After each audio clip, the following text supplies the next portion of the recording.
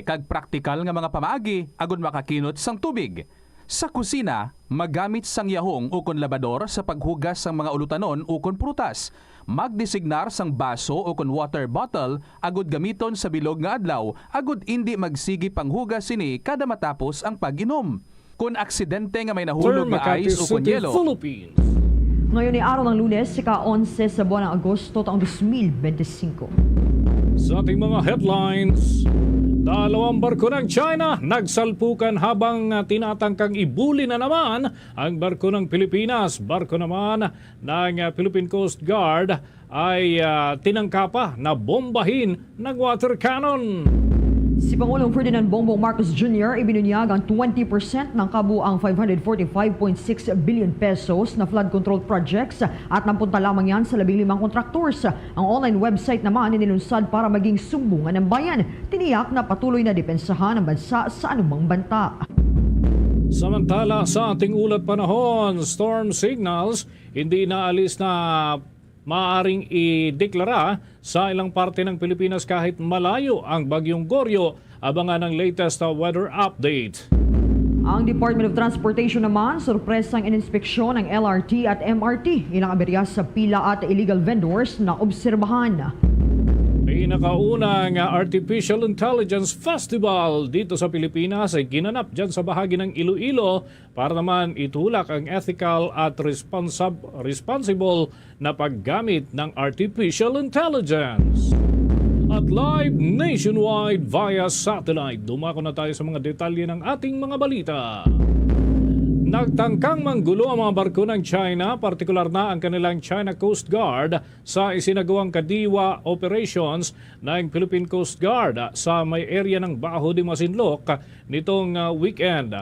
Ayon nga kay Commodore J. Tariela, tagapagsalita ng Philippine Coast Guard para sa West Philippine Sea, habang nagdadala ng ayuda para sa mga mangingisdang Pilipino ang kanilang barko sa pamamagitan ng Kadiwa program, ilang barko ng China ang agresibong humarang doon sa mga barko ng Pilipinas. Sa gitna ng tensyon, dalawang barko tuloy ng China Coast Guard ang nagkabanggaan sa isa't isa.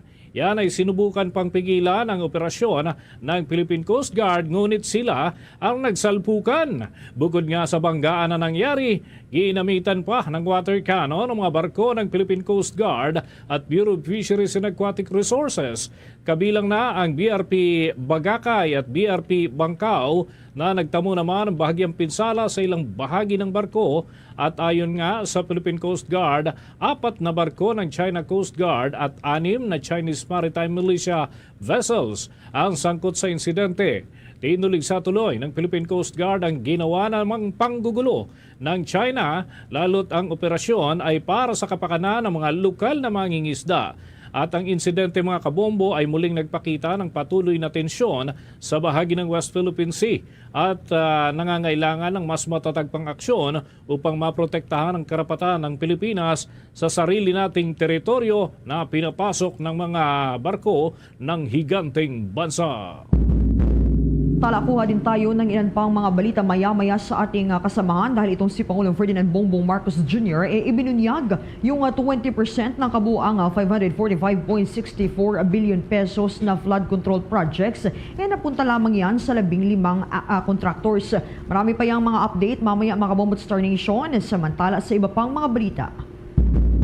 Karagdagan pang balita, nanindigan ng mga leader ng House of Representatives na ipagpapatuloy pa rin ang pagpapanagot kay Vice President Sara Duterte sa umano'y maling paggamit ng 612.5 million pesos na confidential funds sa kabila ng naging desisyon ng Korte Suprema na ibasura ang impeachment complaint laban sa kanya. Ayon kina Deputy Speakers Paulo Ortega at Congressman Jay Kung Hoon, nananatiling hindi nariresolba ang mga paratang dahil tumutok lamang ang kataas-taasang hukuman sa kanilang ruling doon sa isyu ng formalidad at proseso o kaya naman ay technicalities. Anila hindi tinugunan ng Korte Suprema ang mismong aligasyon ng maling paggamit ng confidential funds at intelligence fund na natanggap umano ng Office of the Vice President at ng Department of Education noong siya pa ang kalihim ng naturang tanggapan at hindi pa nare-resolba ang usapin ng pananagutan. Kaya patuloy pa rin nila na hihilingin ang pagpapaliwanag ng pangalawang Pangulo hinggil dito.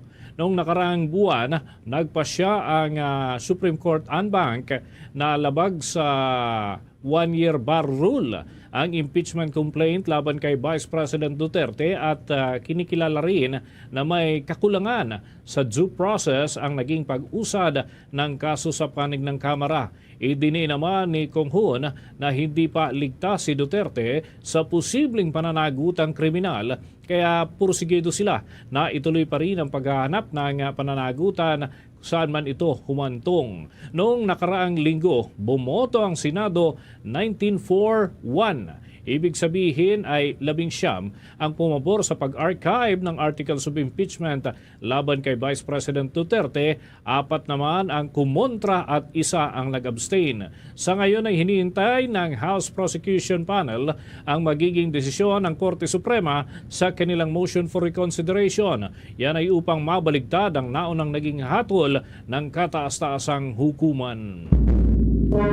Bombo Weather Update.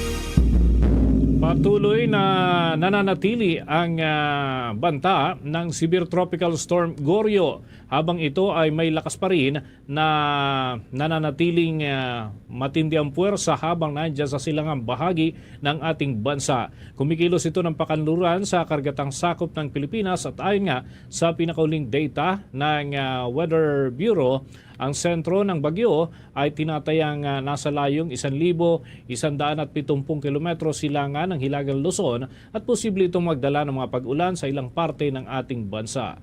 Ang hanging taglay ng naturang sama ng panahon ay 110 kilometro bawat oras. May pagbugso din ang naturang bagyo na 135 kilometers per hour. Wala pang nakataas na babala ng bagyo, ngunit posible itong ideklara sa mga susunod na araw kahit hindi tatama sa lupa ang sentro ng naturang sama ng panahon.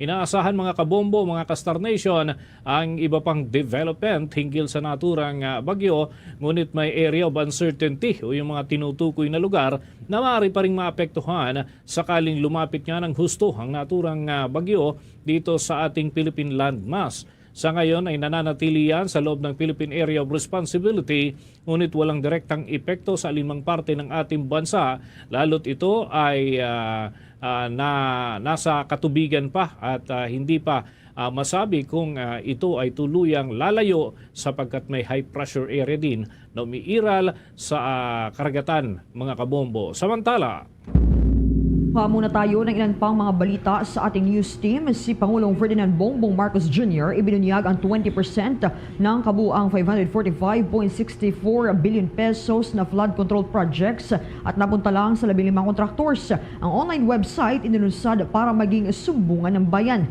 Yan at ilan pang mga balita sa pag-uulat ni Bombo Annalise Subirano. Ibinunyag ni Pangulong Ferdinand Marcos Jr. ang ilang findings sa isinagawang investigasyon kaugnay sa kontrobersyal na flood control projects. Ayon sa Pangulong Marcos, 100 billion o 20% ng kabuuang 545.64 billion pesos na flood control projects ang napunta sa 15 contractors. 5 sa mga ito mayroong proyekto sa halos lahat ng rehiyon sa bansa. Dagdag pa ng Pangulo, 6,021 flood control projects ay walang mga specifications. Ang mga flood control projects sa iba't ibang lokasyon naman ay nadiskubriing pare-pareho ang halaga. Kaya sabi ng Pangulo, napaka-imposible na magkakapareho ang nasabing mga proyekto. Inihayag ng Presidente ang mga rehiyon na may pinakamaraming proyekto at highest spending ay nangunguna ang National Capital Region na may 1,058 projects na nagkakahalaga ng 52.57 billion pesos. Ang Region 4 na may 866 projects na nagkakahalaga ng 49.61 billion pesos. Kaya pinuna ng Pangulo ang hindi tugmang flood control projects sa mga probinsya na palaging binabaha. At mula sa 15 contractors, 5 ang may proyekto sa halos lahat ng rehiyon. Ayon kay Pangulong Marcos, nakakabahala ang resulta ng investigasyon kaya patuloy paanya nilang pag-aaralan ang mga findings para matukoy kung sino ang dapat managot. Pakinggan natin si Pangulong Ferdinand Marcos Jr. I think anybody who works in either the private sector or the public sector, pag sinabi may 50 project, pare-pareho, 150 million lahat. Pare-pareho lahat. Imposible yan. It is impossible for one barangay, even if they are the next barangay, to have the exact same project to the exact same amount with the exact same contractor. Imposible yan. And that is why that is a significant finding already that we have made. Now, can we keep going, please? What's in there? So, we looked at the regions kung saan ang pinakamarami. So, that's something that we have to dig deeper into. Parang yung Inilunsad din ng Pangulong Marcos kaninang umaga ang isang online website kung saan maaaring i-report ng ating mga kababayan ang mga anomalya sa flood control projects. Pagtiyak ng Pangulo na siya mismo ang magbabasa sa mga reklamo na ipapadala sa pamamagitan ng website. Kaya hinikayat ng Presidente ang publiko na makibahagi sa kampanya ng gobyerno, labanan ang korupsyon at itigil ang mga palpak at ghost flood control projects. Muli si Pangulong Ferdinand Marcos Jr. barangay level. So, ang kailangan lang ipasok ng kahit sino, buksan yung website para makita, tiga barangay 1, 2, 3 ako. Tama. Yun, ilagay lang, ayan, barangay Tabaco. And they can search all of the projects that are in their area. So kung alam na nila, pwede na sila magsabi maganda naman. Pwede sila magsabi hindi maganda ang naging project. And so those are, we just try to keep it as simple as possible. So that Sa kabilang dako, tiniyak din ni Pangulong Marcos na hindi uurong ang Pilipinas sa anumang mga banta. Tugon ito ng Presidente kasunod ng panibagong pag-water cannon ng China sa barko ng PFAR. Muling binigyang diin ng Presidente na kailanman hindi patitinag ang Pilipinas sa kabila ng patuloy na panghaharas ng China sa mga barko nito sa West Philippine Sea. Hindi aatras ang mga barko ng Pilipinas sa Baho de Masinloc, lalo at nasa loob ito ng exclusive economic zone ng bansa. Giit pa ng Pangulo, patuloy na mararamdaman ng China ang presensya ng Pilipinas sa teritoryo nito dahil patuloy na igiit ng Pilipinas ang sovereign rights nito sa West Philippine Sea. Pakinggan natin si Pangulong Ferdinand Marcos Jr. Because we have to plan for it already. And that's what I was talking about. How do we get our people out? How do we protect kung magkagulo, gera na nga dito. Malapit na sa atin. Anong gagawin natin? Okay lang, normal lang yun. Pababayaan na lang natin. Kung sino pasok labas dito sa atin. Hindi naman pwede yun. So we'll have to do something. So inevitably, despite our fervent wish to avoid any confrontation with anybody anywhere, war over Taiwan will drag the Philippines kicking and screaming into the conflict. Si Pangulong Ferdinand Marcos Jr. Mula sa Malacanang, Bombo Anali Montaño Soberano nag-uulat. And this is Bombo Radio Philippines, the #1 and most trusted source of news and information. Basta Radio, Bombo! Oras natin sa buong kapuluan, 13 minuto na makalipas ang alas 12 ng tanghali. Iminungkahi ni Senator Panfilo Ping Lacson na magtulungan ang pinakamayayamang pamilya dito sa ating bansa upang pondohan ang mga proyektong kontra baha. kapalit ng pagbabawas ng bilyon-bilyong pondo sa 2026 budget ng Department of Public Works and Highways. Lumalabas na ang naturang panukala matapos nga ay ialok ni SMC President Ramon Ang pagsasaayos ng problema sa baha sa Metro Manila nang walang gasto sa gobyerno. Ayon kay Lacson, kung magpupul ang Corporate Social Responsibilities Fund ng mga bilyonaryo, makakatipid ng malaki mula sa buwis ng bayan at mababawasan ang pangungutang at malilimitahan din ang korupsyon. Ayon pa kay Lacson, pagka nag-on-board ang mga malalaking negosyante, siya mismo anya ang mag-move para naman mabawasan ang 2026 General Appropriations Act Fund at yung nakalaan para sa panig ng Department of Public Works and Highways. Katumbas nga ng gagastusin ng private sector ang siyang aalisin sa naturang pondo. Bilang dating Yolanda Rehabilitation SAR ay binanggit ni Lacson ang matagumpay na pagtulong ng pribadong sektor sa panahon ng kalamidad. Nakatakda namang isumiti ng Department of Budget and Management ngayong linggo ang panukalang 6.7 trilyong piso na pambansang pondo mula sa panig ng administrasyon patungo dyan sa Kongreso upang mahimay ito at matalakay ng dalawang kapulungan ng Kongreso sa mga susunod na linggo at para na rin sa gagamiting pananalapi ng ating bansa pagsapit ng 2026. Sa iba pang balita mga kabombot, Star Nation na Department of Justice naman sinimula na ang pagkolekta sa mga dental records kaugnayan sa mga nawawalang sabungero. Itong dental bank records plano ring buuin. Kaugnay niyan may mga balita dyan si Bombo Grant Hilario. Inihayag ng Department of Justice na kanilang sinisimula na ang pagkolekta ng mga dental records kaugnay sa mga nawawalang sabungero. Ayon kay Justice Assistant Secretary Miko Clavano, inumpisa na itong gawin ng kagawaran upang makatulong sa pagkilala o identify na mga nare-recover na labi mula sa talig. Ani pa niya, wala silang malakas at mayroong matibay na makukuha ang DNA sample sa ngipin o maging ang dentures na nakuha na galing sa naturang lawa.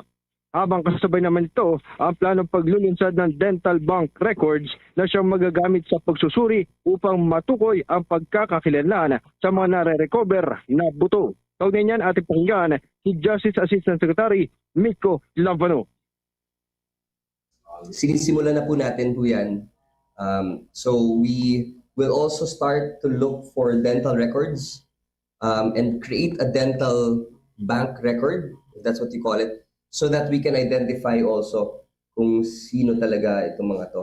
But we also know that behind the tooth, meron po talagang very potent dyan na area where you can get DNA. So kahit dentures po ang nakita natin, it's possible still that we can use them as DNA samples. Samantala, inamin naman ng Department of Justice na magpasa hanggang ngayon ay hindi pa rin nila tukoy ang bilang kung ilang katawan ng tao na ang kanilang na-recover. Ayon kay Justice Spokesperson Miko Clavano, wala pang tiyak na bilang aniyang hingil rito at kanyang sinabi na isa ito sa mga nais nilang idulog ng tulong sa University of the Philippines at bansang Japan. Kaugnay niya natin muling balikaan si Justice Assistant Secretary Miko Clavano, ang tagapagsalita ng Department of Justice. We have yet to really determine how many bodies we are talking about given the remains that we have seen, given the number of bones that we have seen.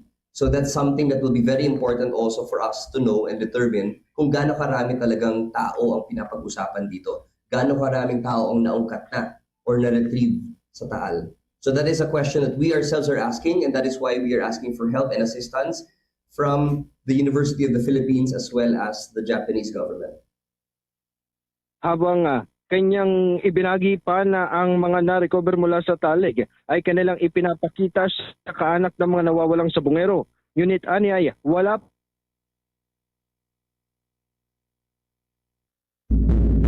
Mamaya kukunin pa natin ang iba pang mga update dyan sa bahagi po ng lungsod ng Maynila kaugnay naman ng naturang ulat ng atin hong kasamahan.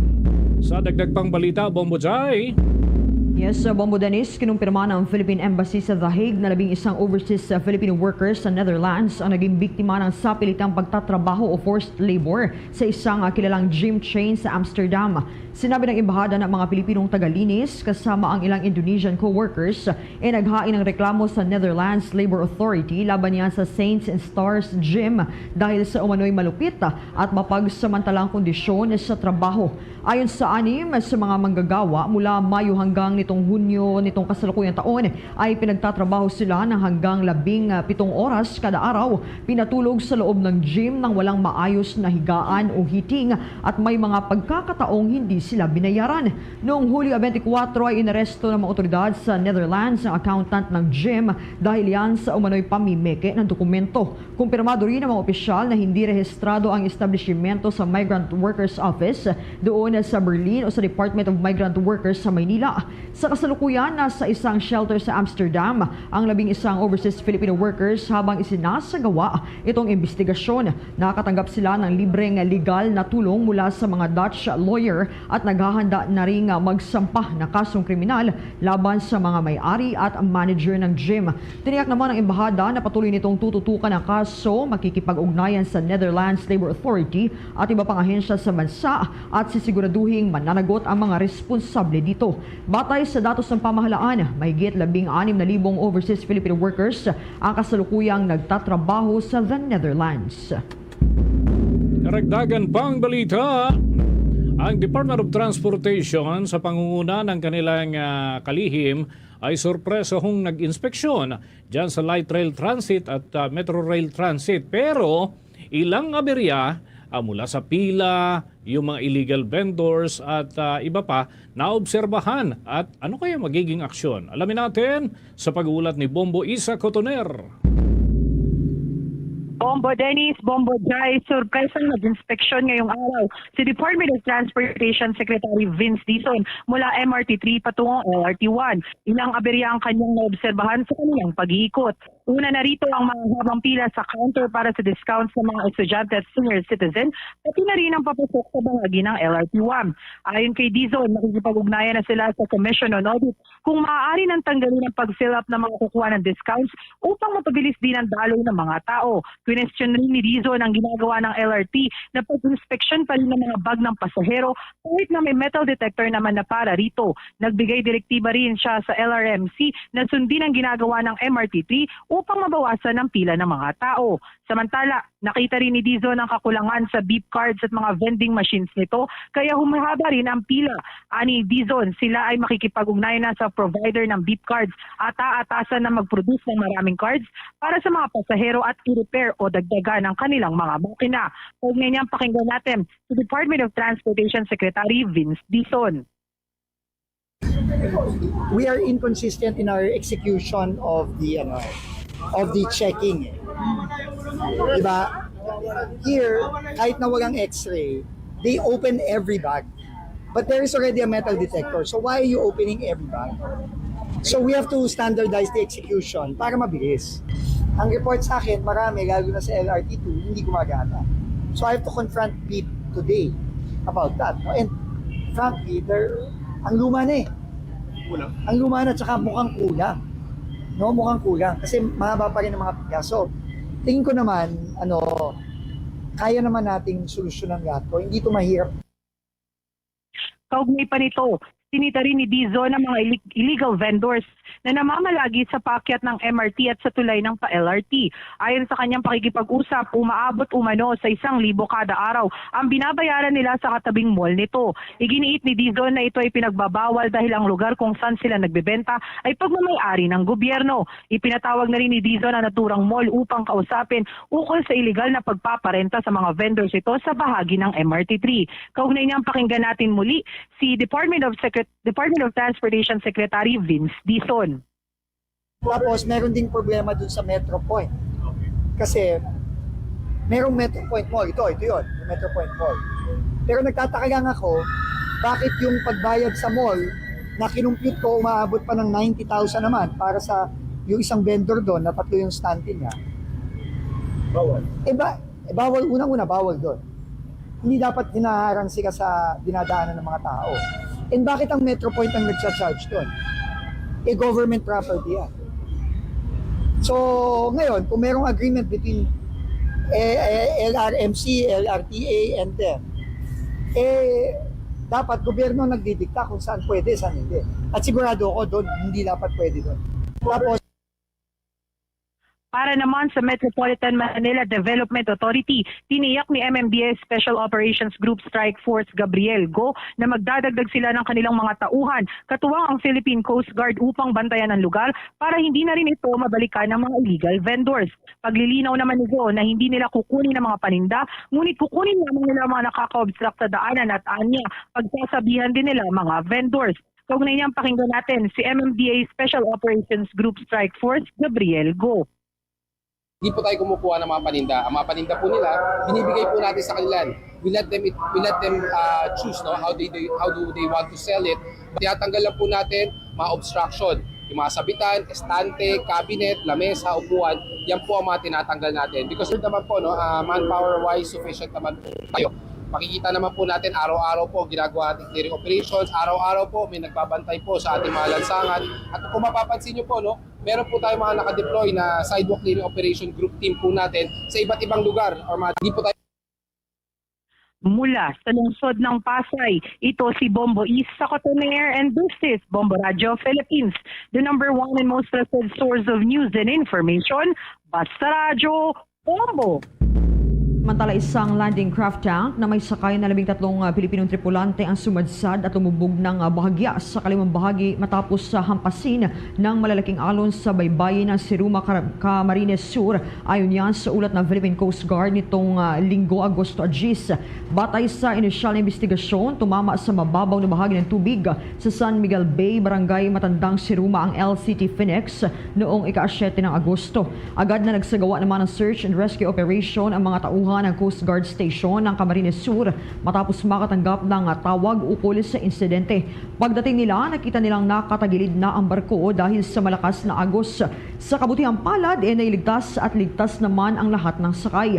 Ayon sa Philippine Coast Guard, malakas na hangin at agos ng tubig ang sanhi ng insidente. May kargang mga materyales para sa konstruksyon ng barko nang mangyari itong insidente. Walang naitalang oil spill sa lugar at pinayuhan ng mga tripulante na makipag-ugnayan sa mga opisyal ng barangay upang matiyak ang pagsunod sa mga panuntunan sa kaligtasan sa dagat. Oras natin sa buong kapuluan, 26 na minuto na makalipas ang alas 12 ng tanghali. Nasampahan na ng kasong murder itong si Sangguniang Bayan Councilor Mirel Sinatin matapos ang kanyang naging pamamaril kay Ibahay Vice Mayor Julio Estolioso nitong araw ng Biyernes. Batay nga sa inisyal na report ng Pambansang Pulisya ay sinasabi na mayroong license to own a firearm ang naturang inaakusahan dahilan para magkaroon ito ng 9mm pistol.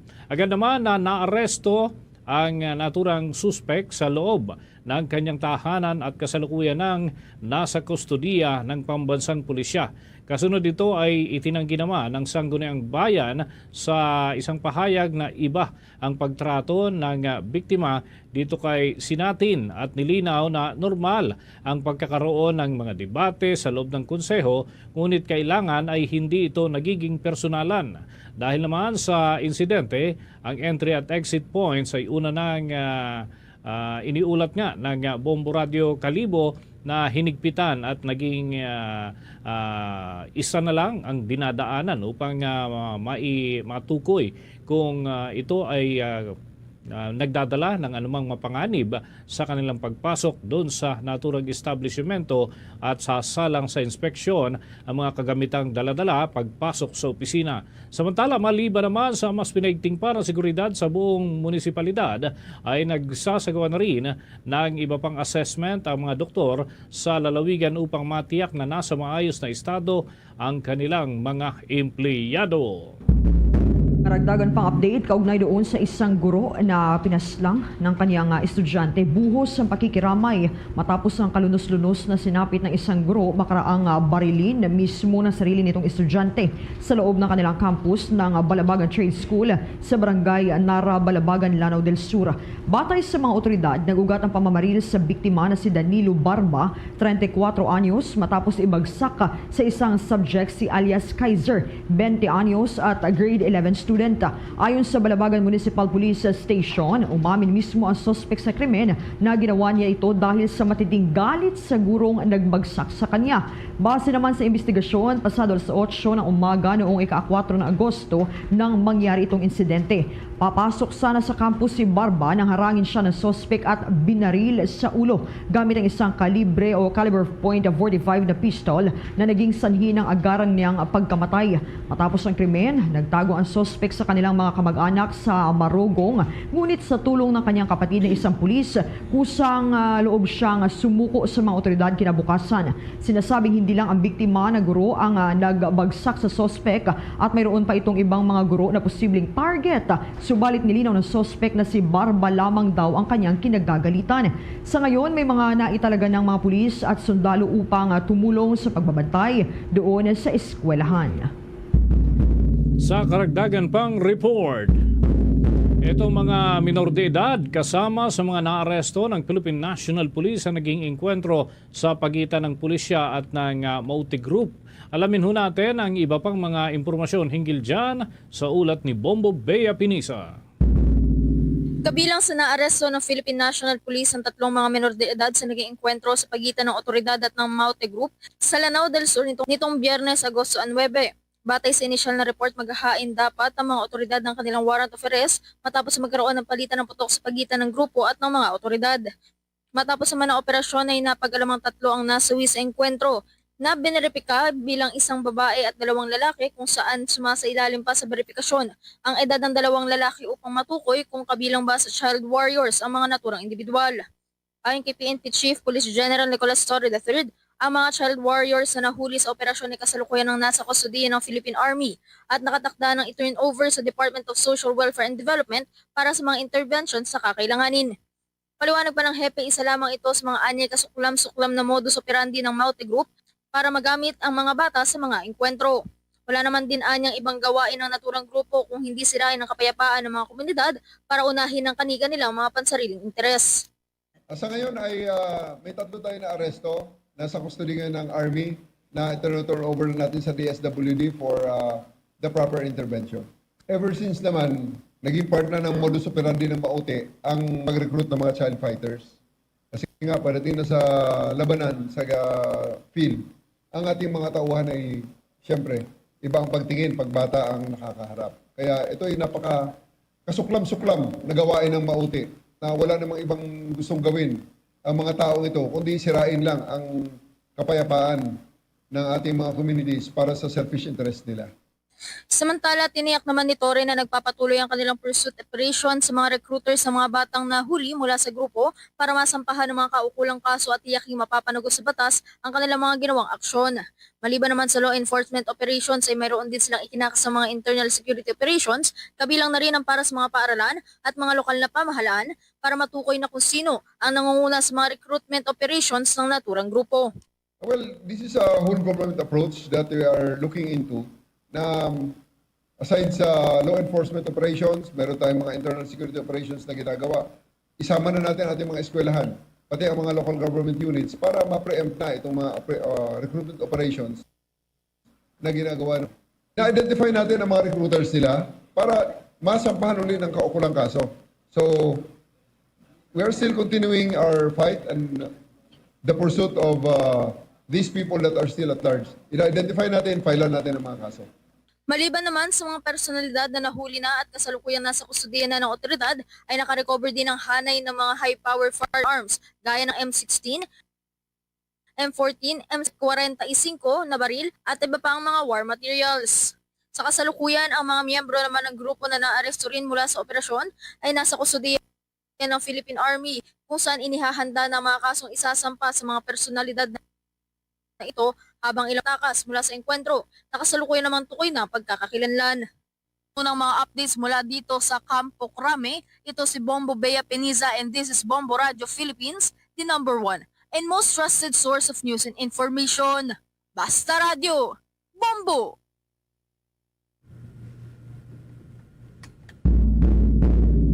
Mga kabombo at mga ka-Star Nation, sa mga karagdagan nating balita, naniniwala si Senate Minority Leader Vicente Tito Soto III na hindi haharangin ng mga senador ang pagbabalik ng na-archive na impeachment case laban kay Vice President Sara Duterte kung babalik ta rin ng Korte Suprema ang naunang ruling na nagdedeklara nito bilang unconstitutional.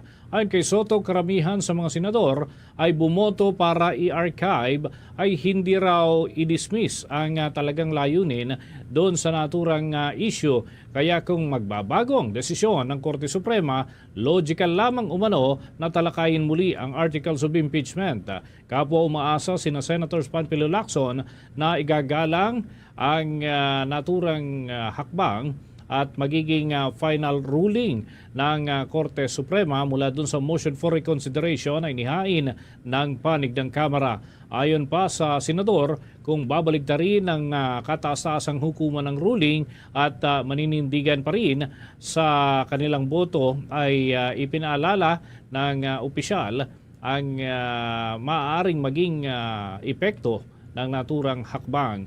Git pa ni Lacson, mas mainam sana kung walang ginagawang anumang hakbang ang Senado habang nakabinbin ang naturang mosyon. Kaya naman ay mapipreempt daw ang final decision ng Supreme Court. Sa kasalukuyan nga ay itinuturing ng tapos ang pagtalakay sa naturang kaso maliban na lamang kung ito ay hahalungkatin mula sa archives ng mataas na kapulungan ng Kongreso. Sa iba pang mga balita, arestado naman ang 2 Chinese national sa Barangay Valenzuela sa Makati matapos na mahulihan ng hindi lisensyadong baril at isang Chinese flag. Ayon sa Makati City Police Station, ikinasa nila ang operasyon matapos na makatanggap ng tip mula sa isang informant at maging sa bisa ng isang search warrant para mapasok at mahalughog ang tahanan ng tinutuluyan ng sospek. Dito na tumambad sa pulisya ang iba't ibang kalibre ng baril na pawang mga walang lisensya o sapat na dokumento o mga loose firearms. Kabilang sa mga baril na nakuha sa operasyon ay isang automatic shotgun, sniper rifle, 45 caliber, revolver at iba't ibang klase ng bala. Tinitignan naman ng mga otoridad kung ang mga naarestong Chinese nationals ay maiuugnay sa Philippine Offshore Gaming Operations o POGO matapos na mapag-alamang 10 taon nang pabalik-balik sa bansa itong mga naturang mga dayuhan. Samantala, maliban naman sa kaugnayan nito sa POGO ay tinitignan na rin isa pang anggulo ang posibilidad na mga pag-iispiya o miyembro ang mga sospek ng People's Liberation Army ng China. Agad namang isa sa ilalim sa ballistic examination ang mga naturang baril para malaman kung kailan ito huling pinaputok at kung nagamit ba ito sa mga nakaraang krimen. Sa kasalukuyan ay nananatili sa kustudiya ng Makati City Police Station ang mga dayuhan at na may nakaharap sa mga reklamong paglabag sa Republic Act 10592 o mas kilala bilang Comprehensive Law on Firearms and Ammunition.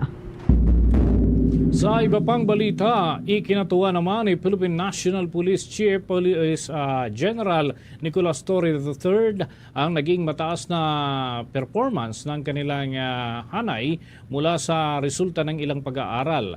Ayon nga sa hepe ng pambansang pulisya, masaya siya sa naging positibong pagtingin ng publiko at ilan pang mga individual doon sa pagpapatupad nila ng 5-minute response time sa pagresponde sa mga emergency na nangyayari sa iba't ibang dako ng ating bansa. Batay kasi sa resulta, nasa 71 bahagdan ang naitalang trust ratings ng Philippine National Police mula sa hanay ng publiko habang nasa 73% ang mga naitala naman ng pambansang pulisya para doon sa kanilang performance ratings batay na rin sa naging reaksyon ng mga mamamayan. Dahil nga dito mga kabombo, mas pagsisikapan pa raw ng hanay ng pambansang pulisya na mapataas ang kumpiyansa ng publiko sa kanilang ipinagkakalob na serbisyo at pagpapatatag ng tiwala ng mga mamamayang Pilipino sa kanilang performance.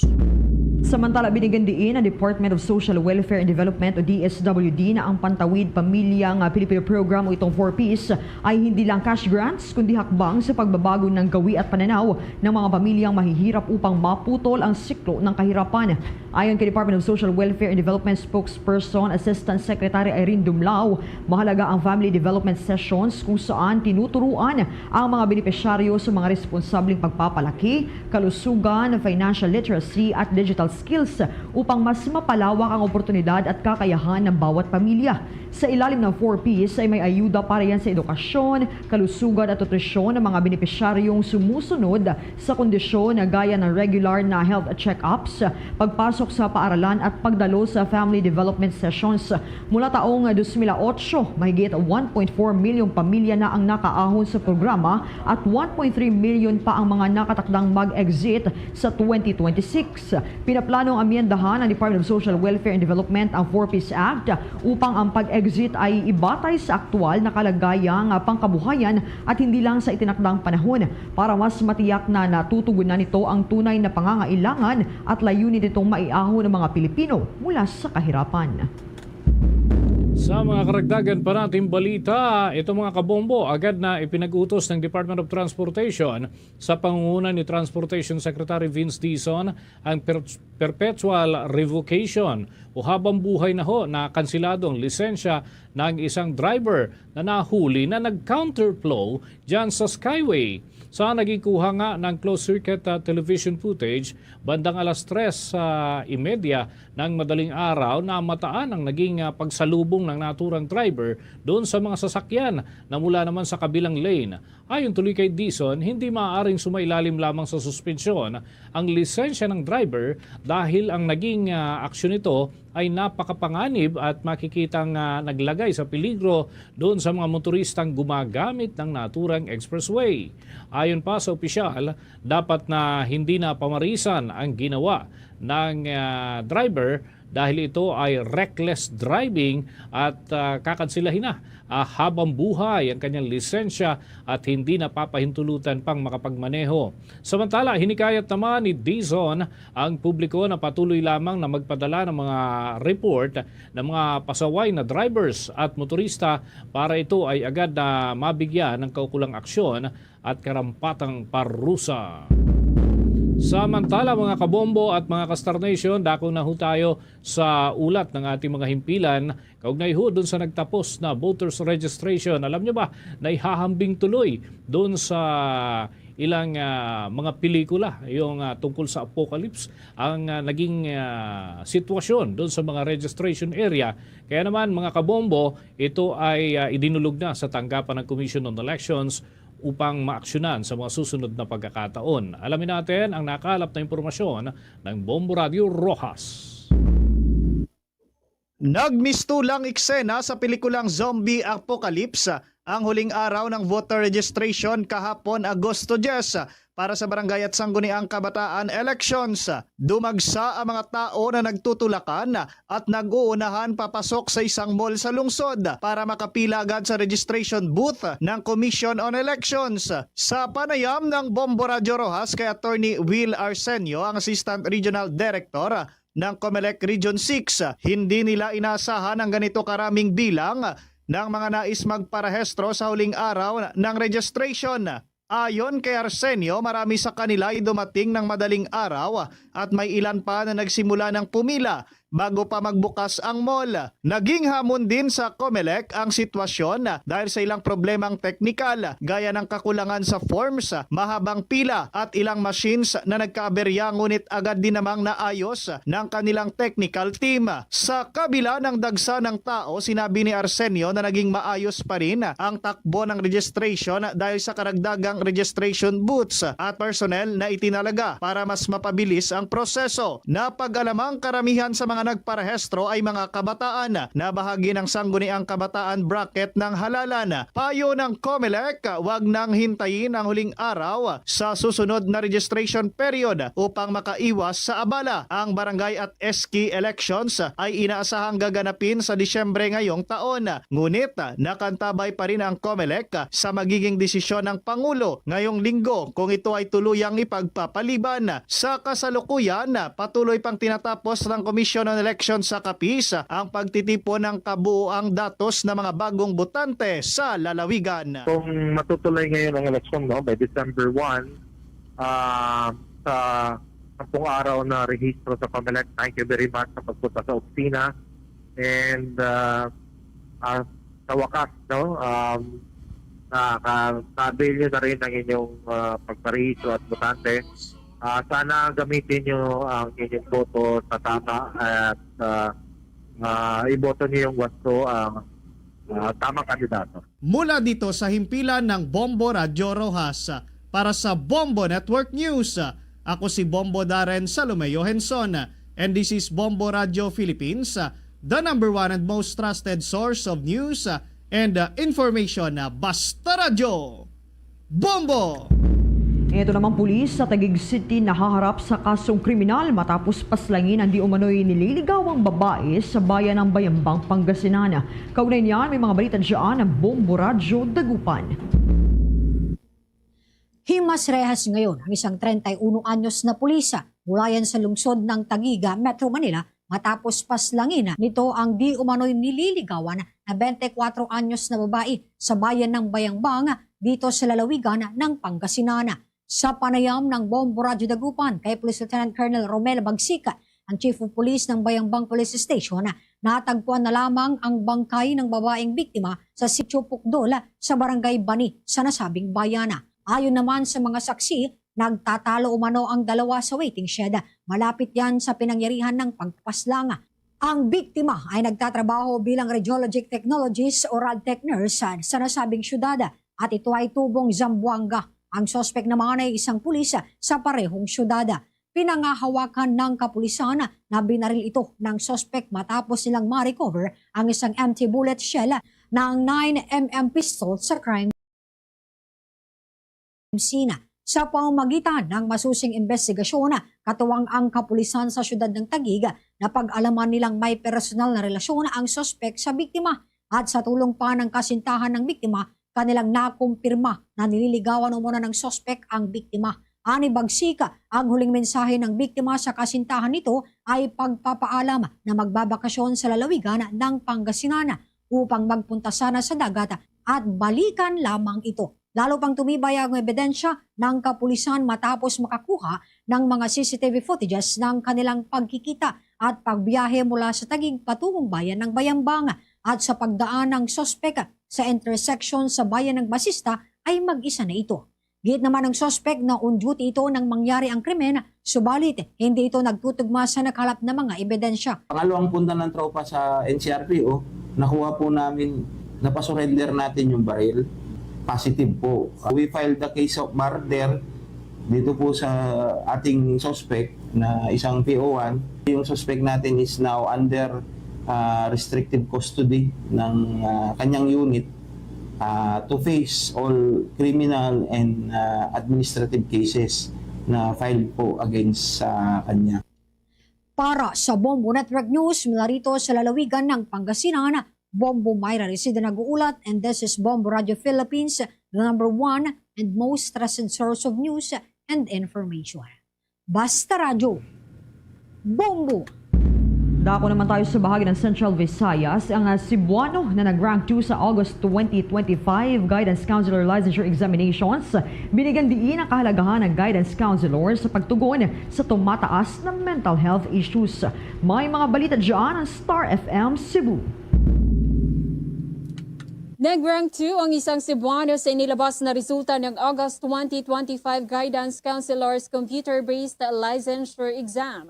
Si Darius Kenny Sasan, isang 26 anyos na nagtapos mula sa Cebu Normal University, ay nakakuha ng 88.85% rating. Sa eksklusibong panayam ng Star FM Cebu, inilarawan ni Kenny na overwhelming at hindi niya talaga inaasahan na mag-rank 2 sa nasabing exam. Nung pumasok pa man siya sa testing room ay target niyang magtatop, ngunit paglabas naman niya ay nakaramdam ng pagkatalo dahil sa maraming mga concept ang hindi lumabas. Hindi ko taga in-expect. I went out of the testing room feeling kind of defeated. I was like, parang maraming concepts na hindi lumabas na aking study. Kaya I'm like, tatap pa ba ako? Papasa pa ba ako? Pero God is good. I reached the top 2. So super blessed but still overwhelmed. Anya, isa sa mga naging inspirasyon nito ay ang kanyang pamilya at ang mga kabataan na dumaranas ng mental health struggles. Kanyang binigyang diin ang kalagahan ng guidance at counseling lalo na sa patuloy na pagtaas ng mga kaso ng mental health issues sa bansa. Nais pa umano nitong maging isang gabay sa kanila, hindi lamang bilang isang counselor kundi bilang isang kaibigan na handang makinig at magbigay ng suporta. Samantala ibinahagi naman ito na sa kabila pa ng abalang schedule, 2 buwan lamang ang itinagal niya upang mag-aral para sa naturang exam. Malaking hamon pa umano ang pagkakaroon ng limitadong oras upang maghanda, kaya't nag-focus siya sa mga review drills at laging ipinagdarasal ang tagumpay. Anya, minsan nakakatalo ang isip dahil nagsasabi ng hindi, pero kapag may tiyaga at alam mo sa sariling pinaghirapan mo, lahat ng mga inaasahan ay magiging matagumpay. Very much important ngayon ang guidance and counseling kasi the rising of mental health issues. Kaya I want to separate the discipline and the counseling office. Kasi usually, the counseling office, natatakot yung mga bata yung before. Ngayon, we want to separate that stereotype because the counseling office now is to make sure that you are feeling welcome. Because sometimes yung home ng mga bata, hindi home para sa kanila. Kaya they want someone in the office someone to be may makinig, may maging to give them hope. Kaya that's my inspiration. Mula sa lungsod ng Cebu, ito si Star DJ Sophie Ember and this is Bombo Radio Philippines, the #1 and most trusted source of news and information. Basta Radyo, Bombo! Meron na lamang tayong nalalabing 10 minuto bago sumapit ang 1:00 ng hapon. Yung ito mga kabombo, pinakauna na Artificial Intelligence Festival dito sa Pilipinas, idinaraos dyan sa Iloilo City para itulak daw yung ethical at responsable na paggamit ng Artificial Intelligence. Alamin natin kung paano idinaraos itong aktibidad na ito. May balita dyan ang Bombo Radio Iloilo. Ginaganap ngayon sa Iloilo City ang pinakaunang AI o Artificial Intelligence Festival sa Pilipinas. Pinangunahan ito ng Department of Science and Technology o DOST sa Western Visayas. Ito ay nagsimula ngayong araw at tatagal hanggang Agosto 13 na ginaganap sa Iloilo Convention Center. Ayon kay Dr. Sancho A. Maburang, Undersecretary for Regional Operations ng Department of Science and Technology, layunin ng kaganapan na gawing mas makatao ang artificial intelligence at itaguyod ang ethical at responsableng paggamit nito, lalo na naging bahagi na ito sa araw-araw na pamumuhay. Ani Maburang, kailangan din ang mas matibay na suporta para sa pagpapaunlad ng sektor ng artificial intelligence sa bansa. Ang tema ng festival ay Coding a Better Future, Responsible AI for Communities and Cities. Dinaluhan ito ng mga stakeholders mula sa akademya, industriya, pamahalaan at iba't ibang sektor sa susunod upang tumalakay sa mga applications, trends at mga hamon sa artificial intelligence. 2025 Artificial Intelligence Fest here in this beautiful city of Iloilo. A landmark initiative not just for Western Visayas, but for the entire nation. As we work together to shape a smarter, more resilient, and innovation-led Philippines. Artificial intelligence is transforming the world, the cities, the provinces, the communities, even at the grassroots level. Si Dr. Sancho A. Maburang. Para sa Bombo Network News, ito si Bombo Ayan Gahete.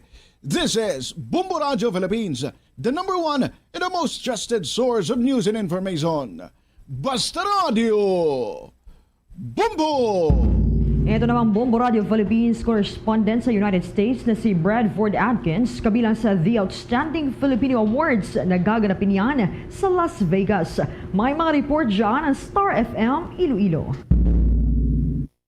Kabilang ang Bombo Radio Philippines correspondent sa US na si Bradford Adkins sa mga paparangalan ng The Outstanding Filipino Awards o TOFA sa 15th Annual TOFA Awards na gaganapin sa October 15 sa Las Vegas. Ang TOFA ay prestihiyosong award sa USA na kumikilala at nagpaparangal sa mga Filipino at Filipino-American na gumawa ng makabuluhang kontribusyon sa iba't ibang larangan sa lokal at sa buong mundo. Sa panayam ng Star FM Iloilo kay Adkins, sinabi nito na isa siya sa 100 na napili sa most influential in the world sa larangan ng journalism at public information. Sinabi pa nito na ang award na kanyang tatanggapin ay kanyang inaalay sa mga kabataan na patuloy na nagsusumikap upang makamit ang kanilang pangarap. Ilang kilalang personalidad na tatanggap din ng TOFA Award ay sina Cardinal Luis Antonio Tagle, Nora Honor, Chavit Singson, Heart Evangelista, Manny Villar at Christian Bautista. Okay, the award is called TOFA, the Outstanding Filipino Awards. At isa ako sa 100 na napiling most influential in the world.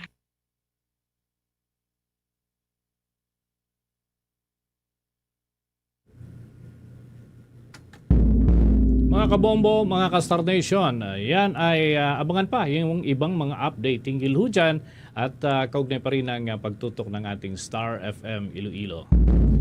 At sa dagdag nating balita, naaresto mga kabombo ng Philippine National Police Anti-Cybercrime Group ang hindi bababa sa 26 na mga individual para sa iba't ibang mga paglabag sa cybercrime law simula lamang nitong Agosto 3 hanggang Agosto 9. Sa isang pahayag, iniulat ni Anti-Cybercrime Group at itong si Director Police Brigadier General Bernard Yang na mula sa bilang na 18 ay nahuli dito yung mga personalidad sa kanilang entrapment operation habang 8 naman ang wanted persons na naaresto sa hiwalay na operasyon ng kanilang unit.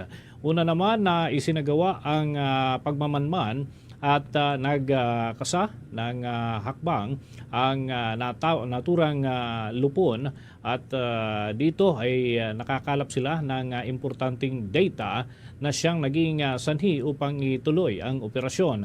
Isang biktima ang nailigtas at kasalukuyan na nasa maayos na kalagayan. Ayon pa kay Yang, nakapaghain na ng reklamo laban doon sa dalawa sa mga pinaghihinalaan dahil nga sa cybercrime-related cases na kanilang kinasasangkutan. Samantala, ang isang linggong operasyon ay nagbunga ng 22 cyber warrants, 34 mga kabombo yung naihain na mga kaso habang 15 naman ang sumasailalim pa sa mga proseso kagaya na lamang ng inquest proceedings na inaantabayanan pa ang mga development hinggil ho dyan. Samantala, binigyang pakilala ni Philippine National Police Chief Police General Nicolas Torre III ang isang personnel ng Criminal Investigation and Detection Group o CIDG matapos na masawi sa isang operasyon sa Dinagat Island nitong Huwebes ng Agosto 7. Nabaril kasi ng suspect sa ulo ang pulis na kinilala bilang si Patrolman Ferris Dahaso habang nagsasagawa yan ng kanilang surveillance sa suspect na siyang napaalamang lumabag sa Comprehensive Law on Firearms and Ammunition. Personal naman at tinungo ng hepe ang mga mismong burol ng nasawing pulis para maipaabot ang kaniyang pakikiramay sa naiwang pamilya nito. Matapos ito ay pinangarangalan ni Torre ang isang posthumous awards ang pulis matapos ay dahil sa ipinakita nitong serbisyo at katapatan sa pagbubuwis ng kanyang sariling buhay para matupad ang kanyang sinumpaang mandato. Samantala, maliban sa karangalang ito ay iginawa din ni Philippine National Police Chief sa kasamahan na si Haso na si Patrolman Rigonel Estoro ang medalya ng kadakilaan dahil sa kabayanihang ipinakita nito habang nagpaabot din ang hepe ng Special Financial Assistance sa pamilya ng mga nasawing pulis. Mga kabombo, tuloy-tuloy lamang sa mga balita at impormasyon. Pwede niyong balik-balikan yung mga balita at impormasyon. Kagaya nito, Bombo Network News. Mamaya pwede niyo pang balikan yung mga balita natin na tinutukan ngayong tanghali. At maaari din hong masubaybayan sa pamamagitan ng Bombo Mobile App, YouTube, TikTok at maging sa Facebook Live. Kung kayo naman ay naghihintay ng mga programa mula dyan sa bahagi po ng Visayas Region, matutunghayan sa Facebook Live ang mga programa ng Bombo Radio at Star FM sa pamamagitan ho ng ating Facebook Live programs. Sa Iloilo, masusubaybayan ang mga programa sa pamamagitan ng Bombo Radio Iloilo at Star FM Iloilo. Doon naman sa Negros Island at mga karatig na lugar, nariyan ang Bombo Radio Bacolod and Star FM Bacolod. Sa Central Visayas, Bombo Radio Cebu at Star FM Cebu. Habang sa lalawigan ng Capiz, nariyan naman ang Bombo Radio Rojas at Star FM Rojas.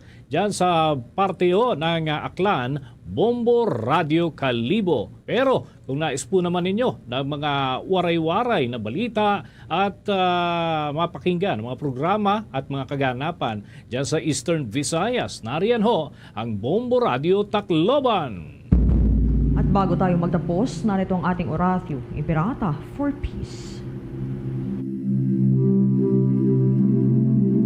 God, our Heavenly Father, Lord of peace and justice, we humbly come before you during this time of escalating geopolitical tensions in our part of the world. Through the years, you have sustained our faith in you as a nation. It is our faith in your divine providence that has made us survive the countless natural and human-caused calamities that have come our way in our history as a people. Spare us, Lord, from the horrors of war. Hear our pleas as we cry out to you. Have mercy on us, Lord. Rescue us from the malevolent forces that influence world leaders.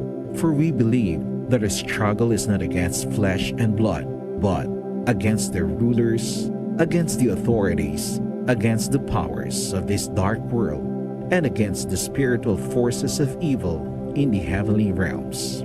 We pray for your leaders entrusted with making crucial decisions for our nation. We place all our hopes in you, seeking your forgiveness and mercy for the times when our fears and suspicions have tainted our perceptions with ethnic biases and prejudices verging on racism.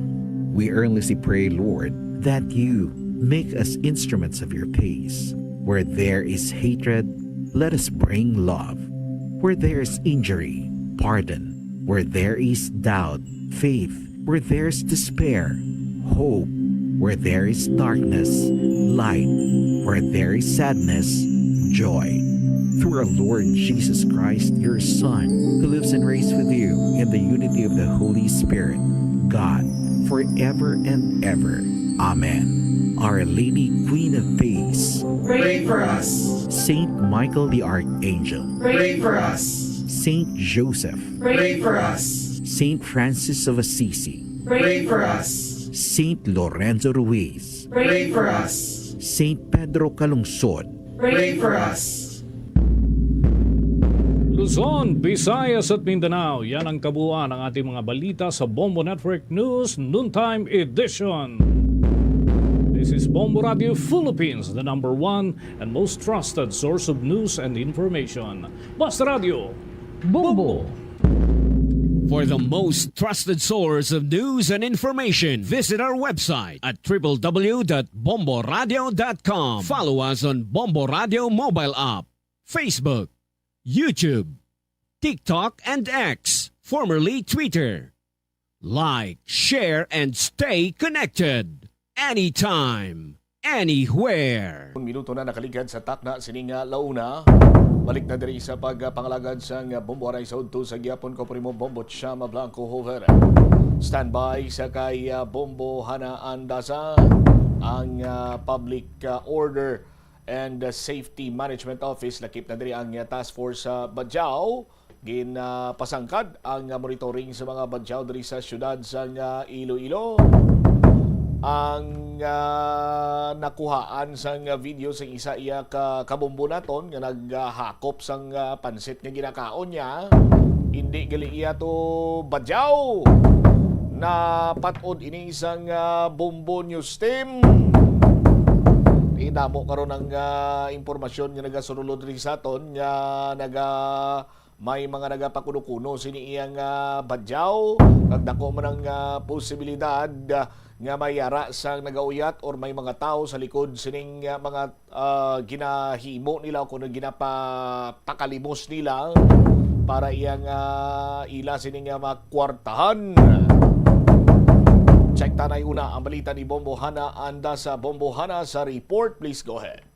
Mas pasangkaroon sa POSMO o kanang Public Order and Safety Management Office ang ilang pagbantay kag monitoring sa mga lapta kag nagaliho nga mga badyaw diri sa may syudad sa Iloilo, Bombocham. Ini man kaangot sa nagligad lamang nagdaw nga pagdaliin na nakaalarma man diri nga konsuliin post ang isa ka netizen sa social media nga mayara sang nagsulod kag nagpangharas nga badyaw sa ila dira sa may isa ka kalanhan sa may area sang downtown and mas worse nga matapos nga wala ini ginhatagan sang kwarta apan pagkaon ginakop pa ini ang pansit kag ginhamal lang nga daw sa wala lang sa iya Bombocham. So ini man ang nakalabot man sa opisina ni Iloilo City Mayor Isa Treñas and diri gilayon man nga gina-reactivate diri ang task force badyaw bilang parte man sang intensified operations kapin pasubong nga palapit na ang Burmans nga pagsabihin ini ang mga time nga nagadata na nagadamo na diri ang mga badyaw kag nagapangayo sa mga sinismo sa mga kwarta diri man sa mga nagalagaw during this time. So ini man temprano pa nga ginapasangkad ang monitoring kag enforcement sang task force badyaw kag ang tinahuman mismo sang POSMO. So diri sa ginapahayag man ni retired Police Colonel Obarico Garbanzos ang head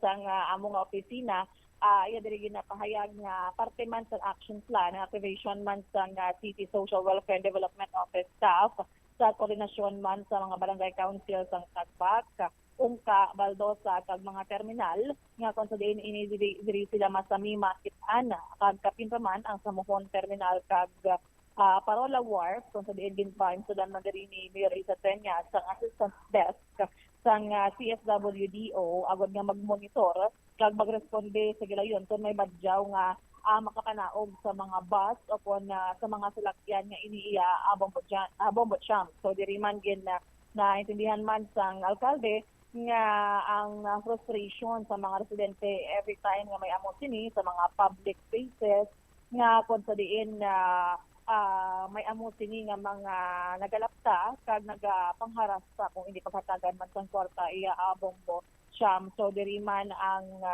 nagpathag man diri si retired Police Colonel Obarico Garbanzos nga paglaptahon na mga VIN card tanan nga mga security nga pwede diri maangot kag magbantay sa mga areas agud nga wala na sang mga amo sini nga matabo. Kay then on our separate interview man kay Mr. Hector Alejano ang head sang task force badyaw Bombocham ginakumpirma niya nga hindi badyaw ang mga nagpangayo sa ining mga nag-post sa diri sa may social media kag naghamal sang iyang pansit kag nagharas kuno sa iya Bombocham. So ini gina-monitor and gina-identify man diri kung sino ang possible nga nagahawid sa sining mga nagapakuno-kuno lamang nga mga badyaw diri man sa may syudad sang Iloilo. Ipabati naton ang naging pahayag man ni retired Police Colonel Obarico Garbanzos.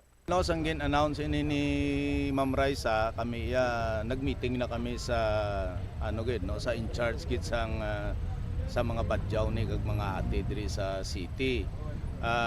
Gin-activate na naton ang mutual nga coordination so that once nga may mga reported ining mga presence nila so kadtuan ini kadtuan kag may mga procedures kita nga pagaymuon nina ang sa task force badyaw. Ang tanan naton nga beat patrollers to include ini ang aton nga green guard, ang aton nga police auxiliary, ang aton nga mga traffic enforcers. And sa POSMO naton nga side nga may mga beat areas ginano na naton sila they will given already advice and guidance nga kung may makita kita nga mga presence sa mga indigenous nga mga utod naton diri sa city ipahibalogit kay ini pagkakatuan sang aton nga task force badyaw. may mga challenges ini kay ti subong nakita naton nga ang mudos nila. Anyway, dugay naman nila nga mudos, something like naga-irritating kag ano gid sila, no? Do nagapangharas, no? May mga report man kami na nga hindi lang na sa restaurant dito nga natabo wherein nga do nangakig ang nagapangharas. May mga report man na kami nga once nga mangayo sila sa mga jeep, nagasulod ini sila kag once gani nga hindi sila pagtagaan, ginatapakan nila ang mga sapatos, no, sa sulod sang jeep sa mga pasahero. So ini matter of coordination lang ini. And then of course may mga composite team ina kung once nga may report, no, kadtuan abi na sang task force Barjao, di maupod na ang WPCPD sang Iloilo City Police Office together sang DSWD so that may mga proper intervention kay may mga minors normally nga nagaupod dinhi sa ila. So may apprehension nga matabo, makita sila. Well, kung anong advice, kung anong procedure sang aton nga DSWD kag ICPO, so ano naton i-follow naton ini. Well, in so far sa apprehension, once nga may sa amon yan, no? Once nga may mga nabuka na dira, once na dira nga may mga mga gin threat or may mga malicious mischief na sa aton nga mga pumuluyo or sa mga property, so matik action kami na dira, no? So may apprehension gid pero the procedures kung minor, follow na to ng procedures. So sa mga bits na batian diri Bombo Cham ang nangin pahayag ni Police Colonel Delco Garbanzo kaangot sa nangin na solusyon kag gilayon man nga paghatag diri sa response sa mga ginareklamo nga mga nagalapta and ining insidente sa isa ka badyaw sa isa ka restaurant Bombo Cham. All right, so ining natabo ya gali ya Bombo Hana, hindi niya insidente sang nagapakalimos nga badyaw, waay ginlimusan, nagbayulinti sa. Hindi kili mo ni. Kunti, nagpakuno-kuno lang siya nga badyaw. Pero, ining minor pa ini, no? Ining bata. Ti taga-diin, gini siya, may details nga nakuha ang post mo, ang task force badyaw. So far, wala mahatag sa post mo, but then yara sa may City Social Welfare Development Office ni Bombo Cham when comes sa iyang details diri. But then, although nga pinagpakuno-kuno ini, kay daw na judge, kumbaga na gilayon sa ining mga pumuluyo man, nga ti abi badyaw, kay tiyang iya diri nga based on physically nga ito ginasunod, pakuno-kuno, gini saya Bombo Cham. Kay ti base abi guro nga kun may bangod sa amo na niya ang do kung sado pa nabantugan bala sa mga badyaw nga kun hindi iya paghatagan nagabayulinti tiging ilog-ilog ay kay base ka makulbaan tong ginalimusan niya, limusan na lang siya bala.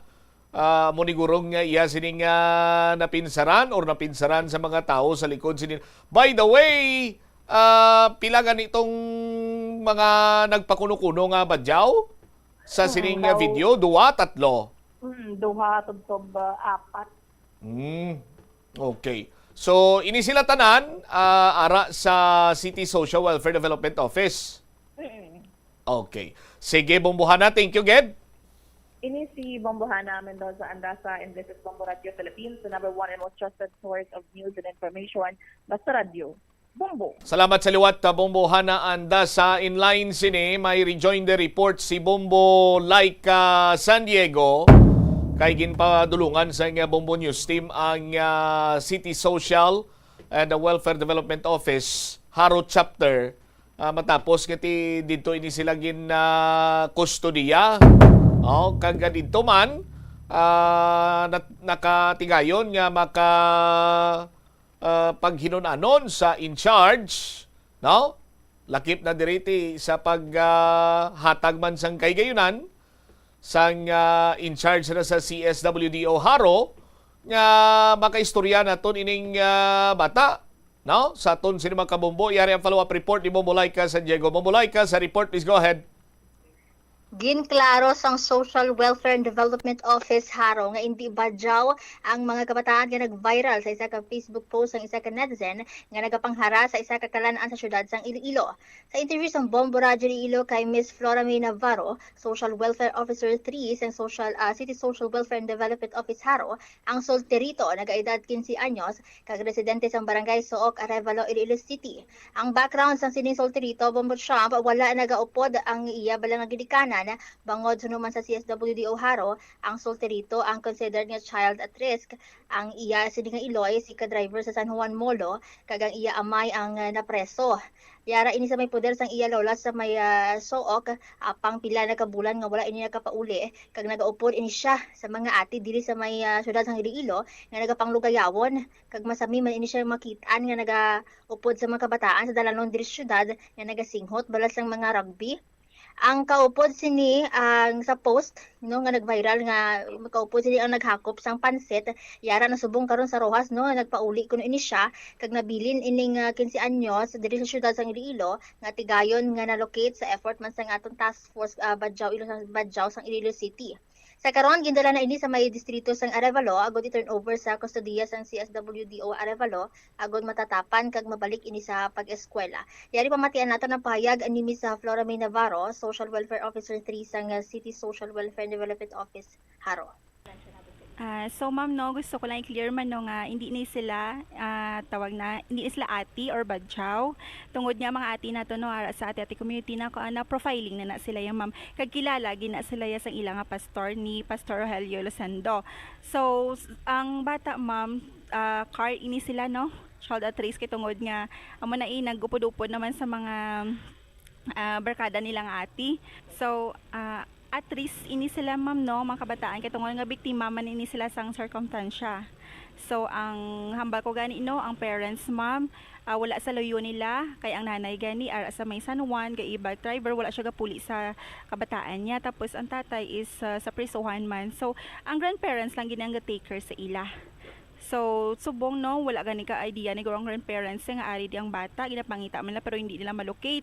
Kay gali agupod-upod na dito sa mga barkada may lang nga ati, which is nga na involved naman sa rugby ang bata.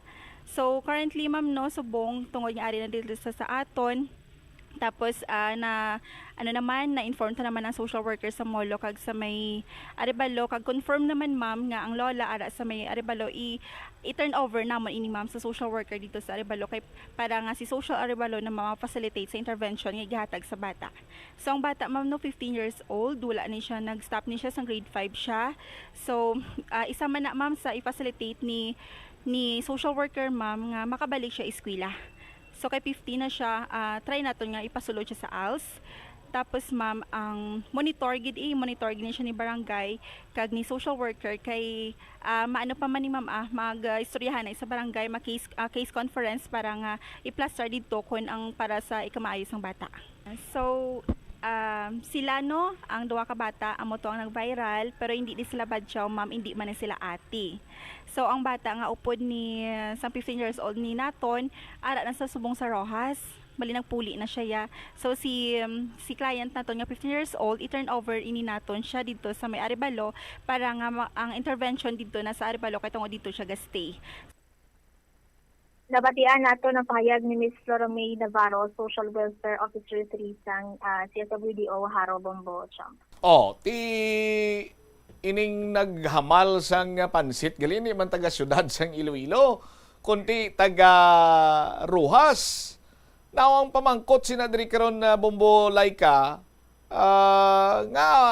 nga nakasulod sa ila paminsaron or mambal naton abi ginplanuhan sini nila nga mabayo ta ka Badyaw. Kay kun lang taon imo pila ganing edad ni 12 anyos? 15 anyos, Bombo Champ. 15 anyos ti kung magpangalimos di siya, kung matuod nga may mga kaupdanan or nagagrupo ini siya sa ati di nila nakuha ang ideya or by nagsugo bala sa ilang ati ariyo bayo kamuto sang badyaw tapos pro pangalimos kamo to basi may nagsugo bla sila nga titisting bi pangalimos kung may mang limos kay kun do king sa isa kadlaw makakuta kamo sa kamo sini kadamo nga limos nyo ti pakantuan tada sang isa pagin ka grupo nga hindi man badyaw or bisan badyaw pa pero may tawo gali sa likod sini nila nga do kasubong nga sindikato na bala Bombo Laika. No. Kadayon pa gihapon ang investigasyon sa mga kapulisan amo man sang mga CSWDO Bumbosyam apang nagiyatan o subo nga rason gid sa atong mga CSWDO is tungod man sa influensya man mga Bumbosyam knowing sa background sa ato sini nga biktima man kumbaga kana consider man ini siya nga biktima mo siya wala gid ni siya natatapan sa iya ginikanan kumbaga daw nagliko ni iya nga vanas balabon mo siya wala gid ini siya sa ginikanan sa iya doyo ang iya nga iloya sa iban man nga lugar nag-started dito sa Iloilo kag ang iya amay na preso ti do napabayaan gid ini siya kag wala gid ini siya na tatapan sang maayo ito isa ini karason na gyud out sa atong subong nga CSWDO nga nakadagat siya sa amo nga posisyon para sa buong Bumbosyam nga nakadangat in siya sa may dalanon ng sila ng Iloilo nga nagapakalimot ini siya at siguro influensya man sa mga nakasalapo niya sa iyang pagpanglugayawon din sa syudad nga tinakita niya siguro nga maamon ni wala nga matagaan kagali isang kwarta kung pagkaon sa mga pumuluyo diri kung ikaw mapaluilo o ikaw pareho man sang mga mga kaukusuran na mga badyaw bala Bumbosyam. All right. Ini si Bombo Laika San Diego and this is Bombo Radio Philippines, the number one and most trusted source of news and information. Basta Radyo. Bombo. Salamat gid na Bombo Laika San Diego sa imo sini nga follow-up report. Tisaton sini nga mga kabumbosang tion nga nagdamo ang badyaw diri iya sa bahin sang syudad sang Iloilo. Gintukod ining task force sa badyaw. Kag lakip na sinadriti mayara sang ginatawag nga executive assistant or executive assistant to the mayor for Badyaw Affairs, no? Correct me if I'm wrong, kung nabugyo basta ang tawag sini sa iyabe, engineer dahil lang gid, no? May adjuston lang ko kay do matumba ko o liw kanay na. Sus Maria kagusip. Nan, to na. Lupasin siagid sa mga kabumbota naging tandog lang kita nga no. Anyway, balik na kita sa aton sini nga mga kabombo. Sa nasiling ko na may ara na sang nagakigo sini iyang opisina nga nagahatag sa nagakigo karon nga tulupangod sa sining mga concerns sang mga badyaw, indigenous people, no, mga hindi sila magliho-liho, hindi sila tawag sing ini magpang limos sa aton sini nga mga kabumbo kay atong natabo sang 2023, 2 years ago. No, ngati naglabot sa punto gani nga nagbangigay ito ang alkalde sang syudad that time si Mayor Jerry Trias kag si former Vice Mayor Elcida Familiaran sang Bacolod City. No, may kantanan man to sa Badyaw sa aton sini nga mga kabumbo. Tibangod sina samo pa lang to yang tion sa aton sini mga kabumbo nakadihon na sa mga nagakaigo sini nga mga pagsulundan at the same time mga hilikoton ining nasambitan karon iya nga opisina or under abisa kay Mr. Hector Alejano, no, nga sahi sa mga hilikoton pananglitan nga may tuhaw na naman nga mga badyaw or ati or whatsoever dira nga naga pangayo-ngayo, no, diri sa bahin sa syudad sa Iloilo. During that time sang ginplanuhan sini Banwa, may mga pagsulundan katulad ng lamang sa profiling.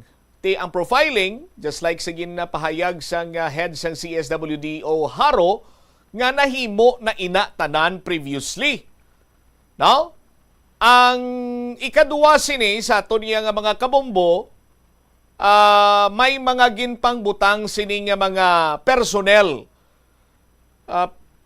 Ang nakita lang naton siguro banwa is that nga ti bangod nga hindi man gid iya siling abing nga adlaw-adlaw may nagasayo diri nga ati or badyaw, but sa nahibaluan naton, no, sandig man sa aton sini iya nga pagpanalawsaw kag pagpanghusisa nga sa mga terminal may ara na dira nga tawo from Task Force Badyaw, gin tawagan ni task man ining barangay official nga magbutang man dira sang tawo, no? Tapos may ara man sang personnel from nearest police station or sa nakasakop sa area of responsibility for that matter sa aton sini makabombo. Kag ginahusisa gid ini kung wala ikaw malakip sa profiling, pag-abot nimo dira, mangkuton ka, diin ka makadto nung imong purpose, so on and so forth, no? Kag kung wala man lang sang nagakaigo abi nga purpose or kung may kantuan ka, ano ni ang kantuan mo, paryente mo or whatsoever, di dira kuno sa aton sini nga mga kabombo, kung ang purpose mo lang yan later on, matumod nga mga limos ka, dira pa lang sa lugar or sa area nga posible himuon or nangin entry point sing isa ka badyaw, dira pa lang ti mapungga na nga daan nga makalabot siya sa city proper area or Mandurriao area abi nga kung saan madamo sang restaurants, madamo sang establishmento komersyal, so on and so forth sa aton sini mga kabombo, no? Ang isag ugaling ka problema kay ti kon matipon ini sila sa, for example, sa CSWDO office, kung ano man dira nga district, ma-coordinate sa local government unit nila, no? Ti pila pa na kadlaw ang magligad, ang plastada sila dira is that nga samtang ari sila sa kustudiya sa syudad sa Iloilo, obligado ginang syudad sa Iloilo nga hatagan man sila sang nagakaigo sini iya nga pag-amuma, pagkaon, tululugan, so on and so forth, no? Pero kabahin man ina gyapon sang pagserbisyo sa isa ka tawo, no, sa aton sini nga mga kauturan.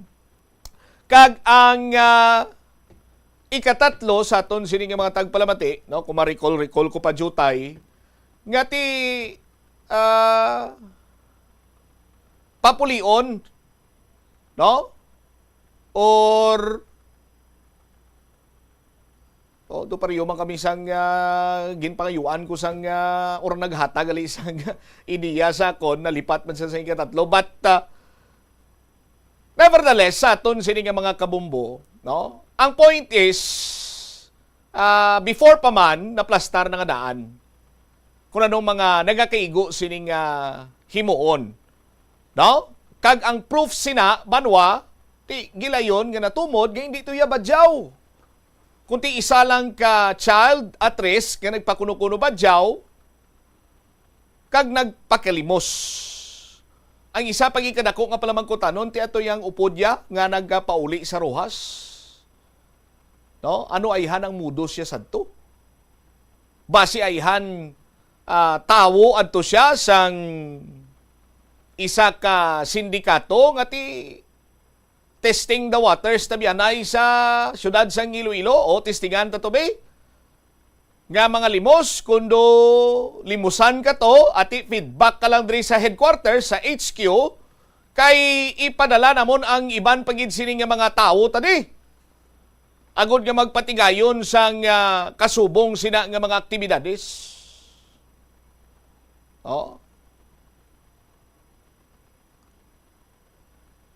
Ti ina banwa, base kon amo ina ang nalakip sa strengthening And ano pa ito ganing isa ka word kagina sa aton sining nga mga kabumbo? Intensify. Ha? Sa paghatag sa nagakigo sini iyang nga pagtamod sa sining task force sa Badyaw. But mas labing maayo pagid kung ang bahin sang aton sini kapulisan mapunan Manila. No? Kag ano ina, siguro sa aton sini mga kabumbo, intel gathering No? Intel gathering nga maka source out sila sa mga information kung bala may mga tao or tao sa likod nga daw kasubong abi nga handler sining mga badyaw or nagapakuno-kuno badyaw para iya nga makapanglimos kag ini sila makaganar sang kwarta. No? Kay tikon magbalik-balik kag ang iban sini nagapakuno-kuno tinumudos na kag daw kasubong na iya nga may tao or may mga tao nga nagakontrolar, nagasugo, no? Nag-organisar sining pagpakalimos agod nga makakwarta kag subong ti gingamit nila mga minor de edad. Di siguro dira na masulod ang strengthening kag intensifying sang trabaho sang task force sa Badyaw. 29 minutos na nakaligad sa takna sininga launa. Pagbalik nato na banwa dugang nga mga balita kag impormasyon ri sa aton sininga pagpangalagad sa bumbuhanay sa udto. Signature campaign batok sa L3RG Farm sa banwa sang Dueñas. Ginsumiter na sang mga punong barangay sa talatapan ni Mayor Pama. Tiyan to ang kasunod sini anong madason sini nga lihok. Kayang information aton last time kung mapasa na ining signature campaign. Now, ipasarado na yun inang LG or L3RG Farm nga ginapanag-iyahan ni Mr. Rodolfo. Ano ganing complete name sadto iya sa aton sini nga mga kabumbo? No?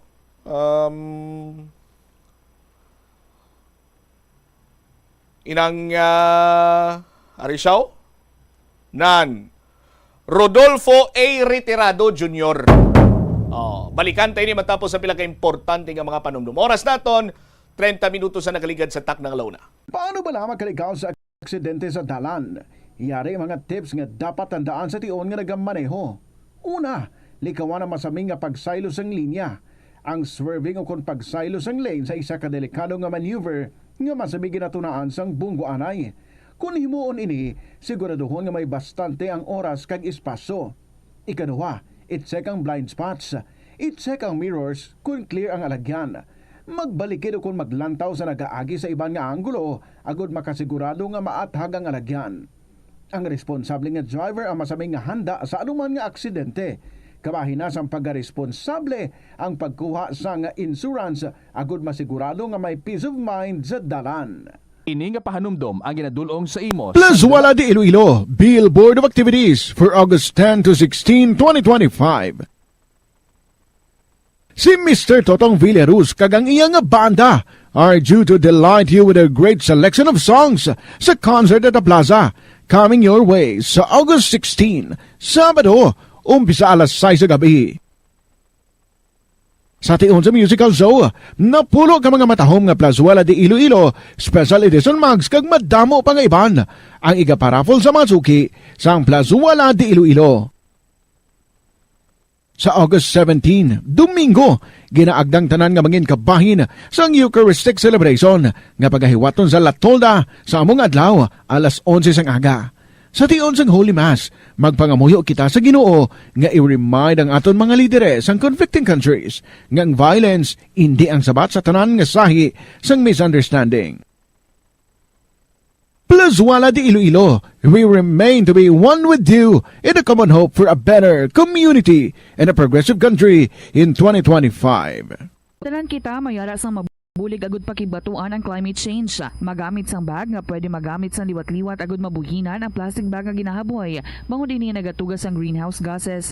Ikaduha, hindi masumi magamit sang computer. Kung 4 ka oras lamang sa isa ka adlaw ang imo nga paggamit sang computer, makabuhing ka na sang carbon dioxide emission nga 83%. Ikatatlo, kung malapit man lang imo nga kaladuan, mas maayo nga maglakat o kung magsakay na lang sa bike. Magluwas sa makakinot ka na, mabuhinan pang polusyon nga nagatugas ang climate change.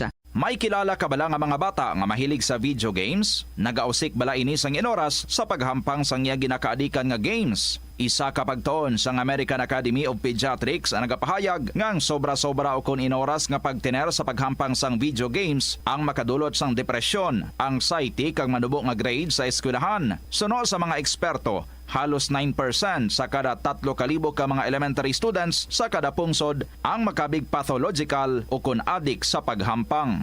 Makabig nga pathological o kung addicted ang isa ka estudyante kung nagaapekto na ang paghampang sa iya nga pag-eskwela. Dugang pa sa among nga pagtuon, ang ka-addict sang isa ka bata makapabudlay sa iya sa pagkontrol sang iya impulse.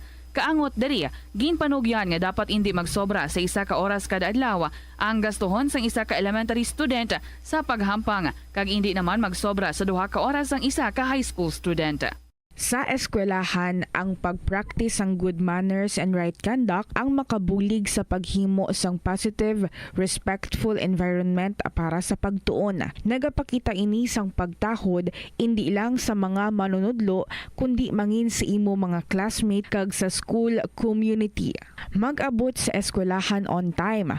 Ang pag-abot sang late sa klase kag sa aktibidad ang nagapakita sang kakulang sang respeto sa oras sang iban. Magpamati sa imo maestra o kun maestro samtang nagadiscuss ang lesson kag sundon sang maayo kun may yara sang instructions. Tawgon nga ma'am o kun sir ang imo teacher o kun staff. Kun may pamangkot, ibayaw ang kamot, agud mahatagan ikaw sang kahigayunan nga makasabat. Maggamit sang please, thank you kag excuse me kung nagaistorya sa imo classmate o kun sino man ang imo ginaatubang. Likawan ang pagpanunlog, pagbuli o kun pagpanginsulto. Mangin maayo kag may respeto sa isig kapareho. 4 minutos na nakaligad sa takna sining alauna. Balik diri sa pagpakalagad sa nga Bomboanay sa udto sa gyapon ka mo Bombot Shama Blanco Hover. Latest update sa sining ginpabombo nga poultry farm sa Banwasang Dueñas, Iloilo. Kung sa diin 4 ka mga kabaranggayan ang apektado, ang epekto sini sila sa aton sini nga mga kabumbo ti bangod sa poor management or disposal sang waste nga natipon sa nasambitan sini nga farm, nagdamo ang langaw. Ti pagdamo sang langaw, naglulupad sa mga kabaranggayan, 4 ka mga kabaranggayan, sa isa kadlaw sarang sila nga makatipon sang kilo-kilo nga langaw. Pasensya sa mga nagapanyaga, no? Nga nagapilit sa ila sini nga fly trap. Ang latest diri Banwa na kumpleto na ang signature campaign batok sa L3RG Farm. Pasa na sa talatapan ni Mayor Pama. And ang information naton kag subongman ginpaig sang alkalde last time nga kung kumpleto na mga nagakaigo sining dokumento katulad abi sining signature campaign, may mga masunod sining lihok kag ang masunod sining lihok sa aton sining mga kabombo, no? Amo na ang proseso sa pagpasarado sa nasambitan sining farm. Bombo Jomar sa follow-up report, please go ahead. Na submit na sa Office of the Mayor ang resolusyon alin sa 4 sining mga kabarangayan, no, sa may Banwasang Dueñas. Ngati ang ila sa di karon yang subject nga ipasirado ang L3RG poultry farm bangod man sa sining reklamo sang pumuluyo sa sining pagduging sang langaw bumod sa ngati nagahatag ang ngawa, no, sa ila especially karon ti sa tag-adlaw-adlaw sa dinilang paginawi kag sa ila sining ay kayong lawas So sa latest diri kapag pagangot sa Bombo Radio kay puro barangay Orlando Palabrica sang barangay Ponpon Banwasan Dueñas nga ti isa sa barangay nga tuman kapiktado gid no sa sining pagduging sang langaw Bombo Champ. So bali ining resolusyon halin pa ni sang July no nga ginpalibot sa apat tanan ka mga barangayan kung sa dinti ginagather diri ang ila sining mga perma no so kunining signature campaign nga ti kung sino ang nagapasugot sa sining alihok no sang ila sining tagsa ka mga kapitan at ipasirado ang ining operation sang poultry. So kahapon suno kay Cap Orlando na hitso na nila na finalize na nila ang tanan sining mga kinahanglanon ilabi na gid ang ining signature campaign kay gin-attach ini na sa joint resolution sang apat ni tanan ka mga kabarangayan Bombo Champ no nga apektado sang sining pagduging sang langaw kakay sa mga area sang Agutayan, Pandan, Tipulo kag amo ni sa mga area sang Monpon nga muning mga iping sining nga makbarangayan nga lubos nga apektado sa sining nasambit sini karon nga pagduging sang langaw ti suno kay Cap Orland nagtawag-tawag ulit sa iya bago lang man siya no nakalumbos sa opisina ni Mayor Pama no sang Banwa karon sang Dueñas Iloilo sa ditigin submit na ini sang natungdan ang joint resolution no subot sa ligon ang signature campaign sang barangay Agutayan, Pandan kag Tipulo ang natigayon na no nga matipon kag na submit na sa opisina ni Mayor Robert Martin Pama sa Dueñas. Suno kay Cap Orland, di hulaton lang sini kay doon na timingan ko ng White House Mayor sa iya sining opisina pero tigin pa-receive lang to no, sa iya sining mga staff Bombo Champ. Suno kay Cap Orland, kabay pa nga ti matagaan no, sang solusyon na ang madugay ng problema sang pumuloyo. Kay bala mo may ginhatag man silang fly trap no ang ining poultry dira Bombo Champ galing duway gyapon ano ni no duway gyapon maka-trespasser no in terms karon sa pag untat sining kadamuon sang langaw ti suno gani kay Cap Orlando na immune na mo no ang mga langaw kay ti bal-ana nila kun maghapon sila sa fly trap hindi na sila kahalin no ting amo nang ado na bisto na bla no sang langaw ang ila sining adlaw-adlaw sining operation ti amo nahamban ni Cap Orland nga mabudlay na no sa ila sining kahimtangan sa ila sining kayong lawas pagod nga ti bisan di nandaan maghapon ang langaw mapusinsala sa naga panyaga sini. So amo nang isa sige na lang tao nga matagaan sa solusyon ang ila sining reklamo paagi na karon sa local government unit asang Banwa sang Dueñas Iloilo, Bombo Champ. Matandaan sa mga kabombo naton magluwas ni sa barangay Monponti mga kaiping sining barangayan nagpalabot rin sang reklamo o kung nagpabombo bangod sa ila sining sitwasyon tingipan hindi na makakaon sang maayo bangod sa sining kadamuon sang langaw kag halos no tanan sining mapabalay ang apektado na no ilabi ningit sa may barangay Monpon sa may Banwa San Dueñas Iloilo Bombo Champ. Ari plano kabahin sa pahayag ni Punong Barangay Orlando Palabrica sang Monpon Dueñas Iloilo. No sana tagmalapate kag sa Bombo Radio no. Sobrang na submit ko na sa office ni Mayor. Nabato na sa iya staff ang amon nga petisyon para nasubong. Ang subalit kompleto na pila ka bilog tanan per makap. Di ko lang may isipan mo to Bombo Jumara, why ko lang gid naisip pa kay ti why ko gid ma-check kung tira pero actually daw aros tanan nakapirma. Ng majority gid ang nagapabor nga ipasira. Oo, majority gid. So bali ano si Mayor nagdaho gid pa mismo kap? Staff lang ni Mayor kay why si Mayor sa dukaron nga kwan why siya sa office niya. Staff na lang naka-receive. Ano ko nung matabo siya ni Kap after nga masubmit yun na? Plan ka na karon kung mabato na ni Mayor, kagi si Mayor lang siguro Bombo Jumar ang pwede mo interviewon kay siya naman madesisyon sila mo. So laton tani kung anong mangin resulta kang kang decision man ni Mayor Kapitan, pero anong gidalaw man yung kap nga mga resulta sini positibo?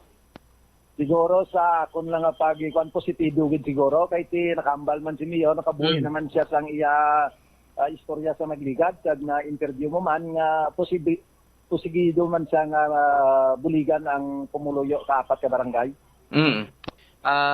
So sige Pero sa subong do mo man gyapon sitwasyon nyo, no? So, patapos na sila siguro, tamat na gid man hina, kay patapos na ila clearing. Si pero temporary lang na, sunod balik na makon kaso, no? Next month, balik naman na, kung hindi maagapan. Sige. Pati kamo do naghatag to sila ligad ka fly trap to, pero do ay man gyapon epekto Kaporlan. Okay, to pa gani sa balay kay nakakuha din panguha man sang tao, pero iba gani gambal nga way na nagatapik, way na nagatraffic. Kay daw na imyo na sila. Amo gani. Ay sige. Barangay ano giniliwat kap? Barangay Munpon, Linyas. I mean, Barangay Pandan, kag Barangay Tipolo, Agutayan. 4 kami ka barangay. Ay, sige. So we hope no nga makita na ni Mayor kag ma-desisyonan na kap. Amo gani. Si punong barangay Orlando Palabrica sa Barangay Munpon, Banwasan, Dueñas, Iloilo. Tigin pakigangutan aton Director's Mayor sa kung anong pinaka-latest si Pumbucham ang lihok man no, sa alkalde. No? Pero as of now, munang angan naton kay ti matandaan sang dablag lang nga nagpagwa man no, sa statement res mo radio si Mayor Robert Martin Pama nga tagaan niya no kag naga-support gid siya sa 4 sa ding barangayan kay mismo si Mayor man no naghambal nga hindi lang dapat nga istorya no dapat may ara gid sang legal move no ti pagi sa sining resolusyon pagi sa signature campaign sunod sa alkalde nga ti ang isa sa gidalantaw nga mga posibilidad nga ipasira no ang ining nasabit sa ining poultry operation bangod sa hindi na mayo sining epekto karos pumuluyo pamutsam kag mismo man ang alkalde sa Dueñas naghambal nga do na pigawan siya sa management no sa sining operation kay ti sa Banwasan Dueñas do mga 3 pilog ning poultry da mo ti sunod kay Mayor Martin ang iba ding poultry way man sa reklamo kay ti ginasunod nila ang ila sining sistema da no kung anong mga lihok da kung anong mga pang disinfect bumbucham ti isa na sa nakita sa alkaldes Banwasan Dueñas nga daw na kulangan siya no kay ti once kun mag-harvest na no ti dira dapat bastante ang mga bulong bastante ang gina-apply dira agod nga ang kasubong sini hindi na matabo ti galing kaysa naglikan nga tuig amo man ni reklamo kag sa subong bumbucham tiyabo na ng matabo suno sa alkalde nga ang makumpleto ni ang mga dokumento no, nga may mga pasirad lang ining operation sa poultry farm dra sa may Banwa karon sa Dueñas, Iloilo. Mabucham. All right. Angan ta kag basi kon amo naman lang niyang kulang. I-check naton ang mga nagakigo sa nga dokumento. Kay ti hatagan taman sang peace of mind na mga pumuluyo dira kag way man siguro sang basulon dira yang L3RG farm ang iban sini nga tawo or alang-alang man niya ibasol ni sa mga pumuluyo dira ang problema lang sini napaslawan sila nga ila sini nga mapadayon ang maayo sini nga farm management no sa pangkabilugan sa ila sini nga poultry farm kay lakip or katulad sa payag ni Mayor Pama, yati may iban man diri nga farm nga way man nagareklamo ang mga kabarangayan sa palibot sinisang langaw. Aton man sini bisan kita nag-acknowledge sang pagtingwa man sang farm ngati naghatag sila sang fly trap but Hindi bastante ang fly trap, Bombo Jomar eh. Kay as long as nga may ara sang breeding ground ang mga langaw nga ni mamuad ni sila nga mamuad. Magpilit sa fly trap ang 100,000 sa pila lamang ka mga inadlaw sini tag 2-3 kapilo ang nagalupad na naman liwat nga mga langaw. Tibisan dito ka lang nga magtindog sa guwasang farm mo ang nag-upod rin nga masulod kung tani to upod sa inyo to Bombo Jomar, nagapang roskos gani ka botkon yaw. Sa aton sini nga mga kabumbo. Di ba? Ang iban galing nga langaw, nagulupod pa di sa syudad, Joms? Kalagaw man lang ako Dueñas de City Sus Maria kang gusto ko. Anyway, bantayan ta Joms kung ano giman mangin desisyon ni Mayor Robert Martin na Pama, tuhoy sila dire.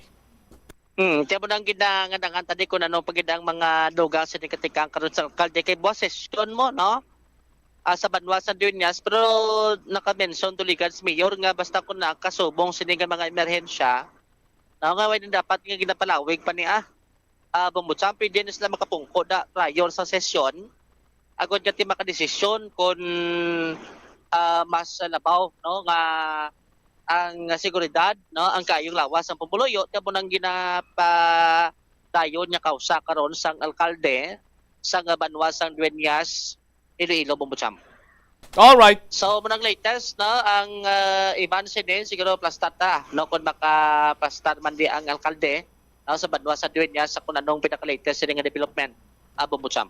Ini si Bombo Jomar Consumo Villa para sa number 1 and most trusted source of news and information. Basta Radio, Bombo. Salamat kid sa liwat Bombo Jomar Villa. Kabay pa nga mangin paborable sa mga pumuluyo ang mangin desisyon sang alkalde sa Banwaya sang Dueñas sa Iloilo.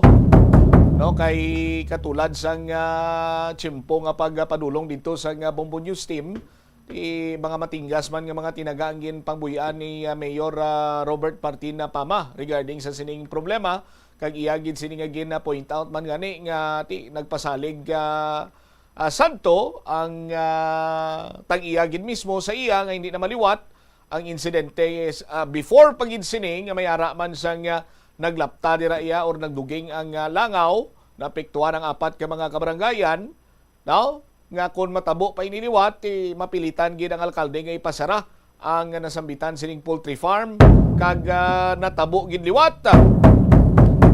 So bantayan naton ini sa aton sining mga kabumbo. 50 minutos na nakaligad sa takna sining alauna. Check ko naman this time balita ni Bombo Brian Gonzales.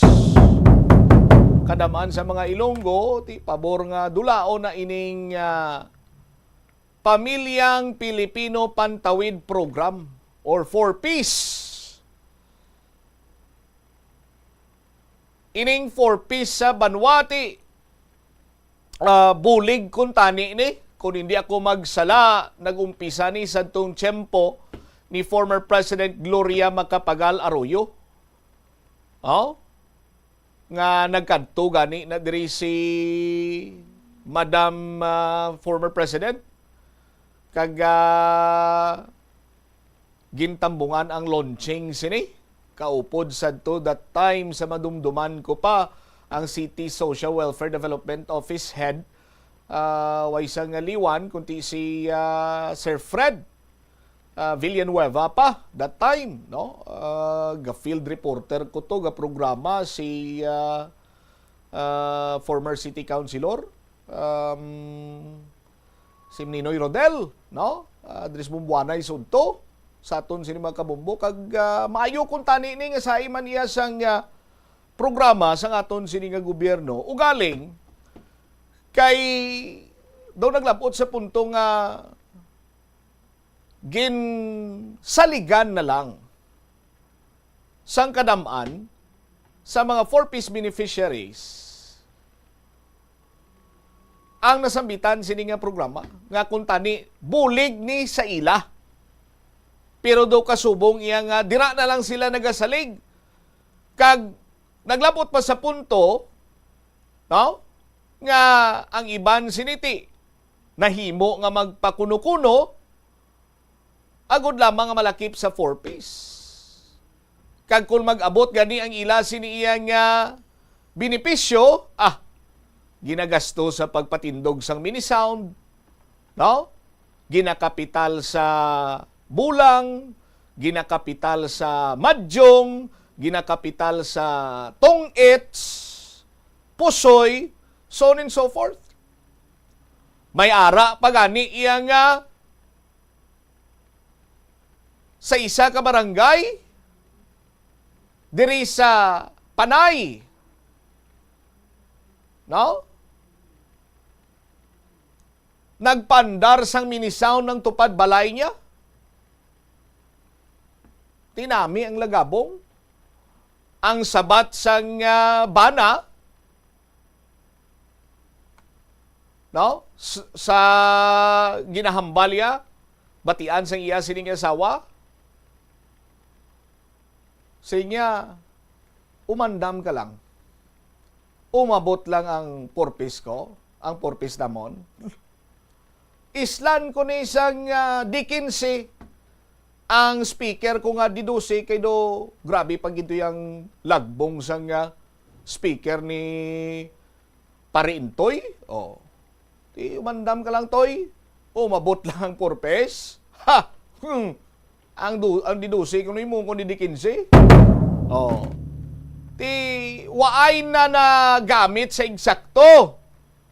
Rason nga tigin abusuhan kag daw mo pa niyang kabangdanan kung naglabot sa punto nga nagtinamad or patamad sa pila ka mga pumuluyo. Bombo Brian sa report, please go ahead.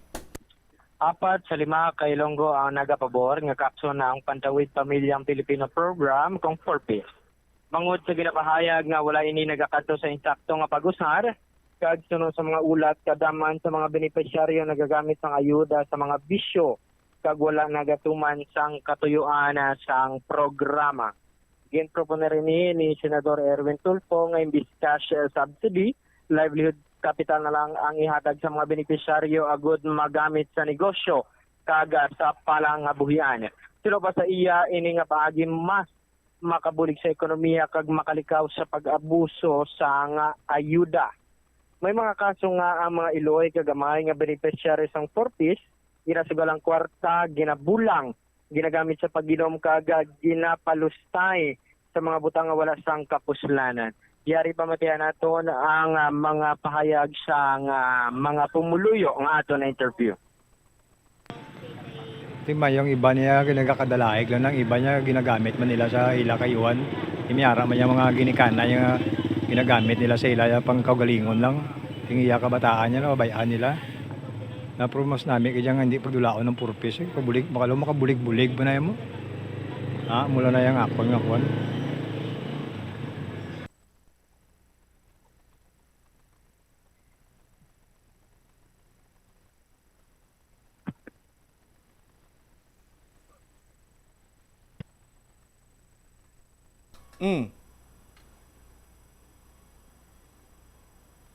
Bombo Brian?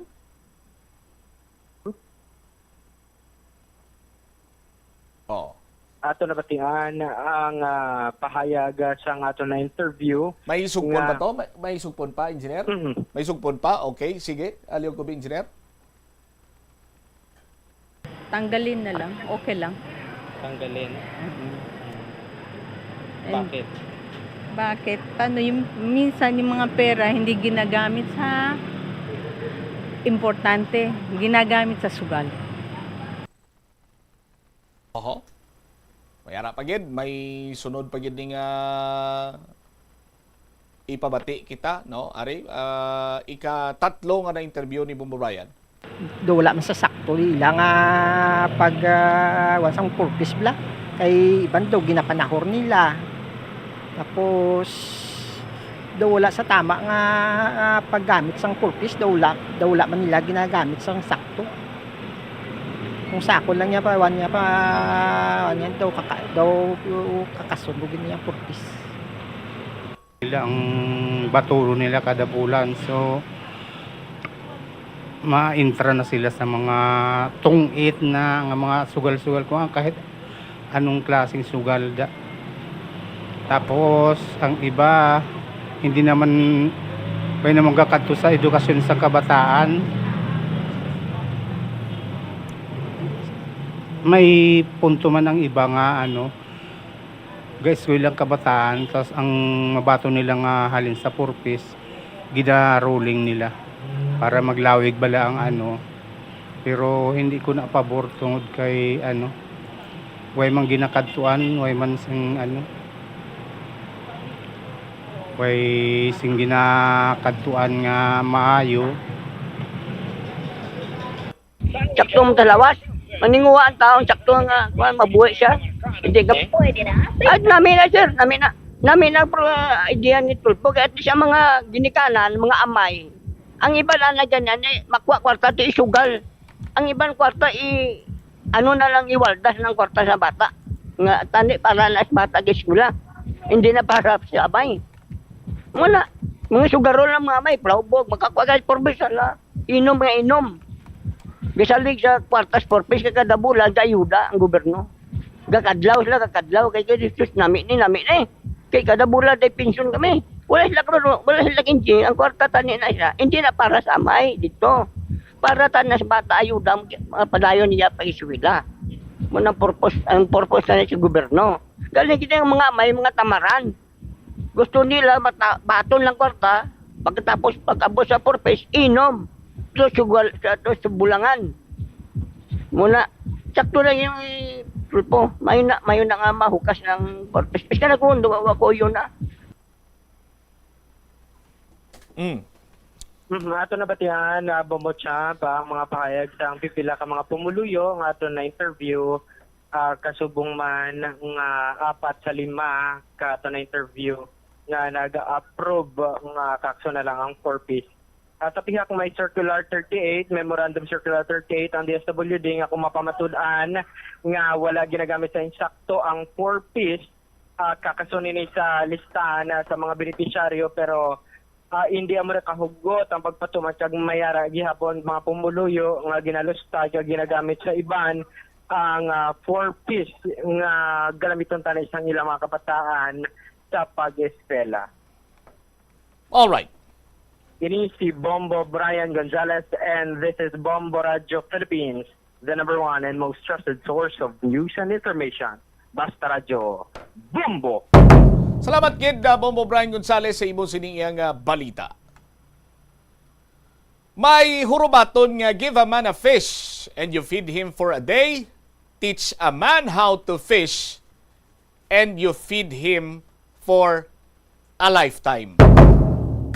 Daw kasubong ini sa 4-piece sa ton sini nga mga kabumbo. No?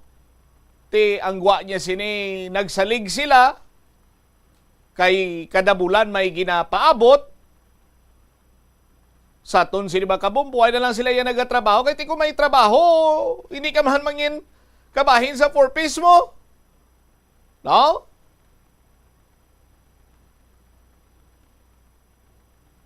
Pirong iban nag-level up agad kay ang iban siniya nga ang ilang nga ATM ginaprinda nila. Oh. Sa aton sini mga kabumbo kay ipanahor gasto sa ila sini nga luho, so on and so forth. Tintsakto niyang tinutuyo nga kung madula gid man ang 4-piece nga ini hindi nga why na yasang bulig ang gobyerno para sa aton sini nga mga kuturan nga mga pigado. Kunti islan sang isa ka maayo kag sustainable nga livelihood program. No? Para nga ang gwa niya sini hindi kay kutob sa tanan sini nga pigado, hungiton tanan lang niya sang pagkaon through 4-piece through sa sining ayuda. Kunti, hatagan sila sang bulig, pero nagakadapat nga ila ini pasanyugon, tinguhaan para nga magsigi-sigi kag mabuligan ng ila sini nga pangabuhi maalsa halin sa malunang sini nga sitwasyon sang kapigaduhon. Ti kabay pa sa aton sini nga mga kulturan nga matigayon ini, no? Para nga ang mga utod naton kay kumo pinangabudlayan nila ang kwarta, hindi man nila pag ipadaso-daso lang sa sugal. Hindi nila pag ipakuntes panami-nami pasad mini sound.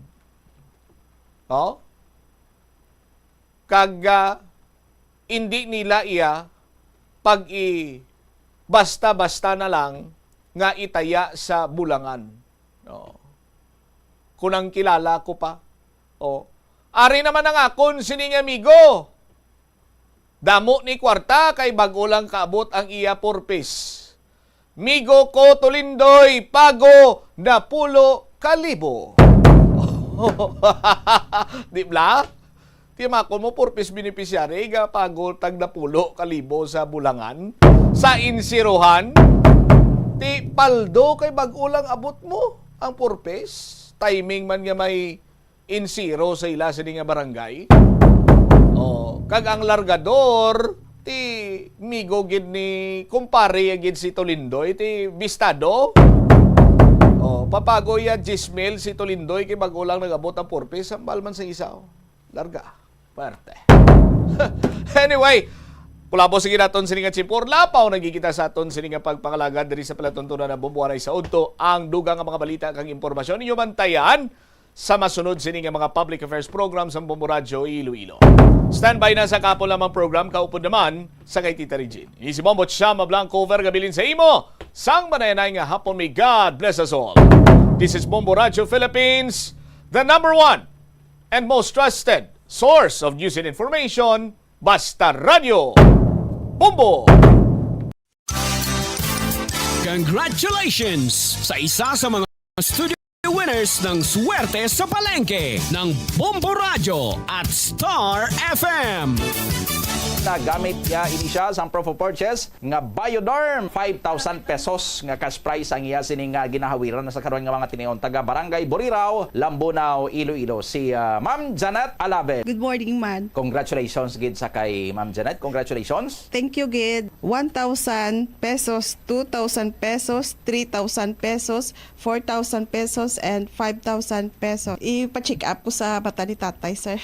Bali, gasakit yung mata kag may glaucoma. Dira sa Barangay Burirao, da ta ka mo nga mag-entraman sa promo sang Bombo Radio, nali ka mo man ang magdaog. Okay, Basta Radio Bombo. It's all for you, Star FM.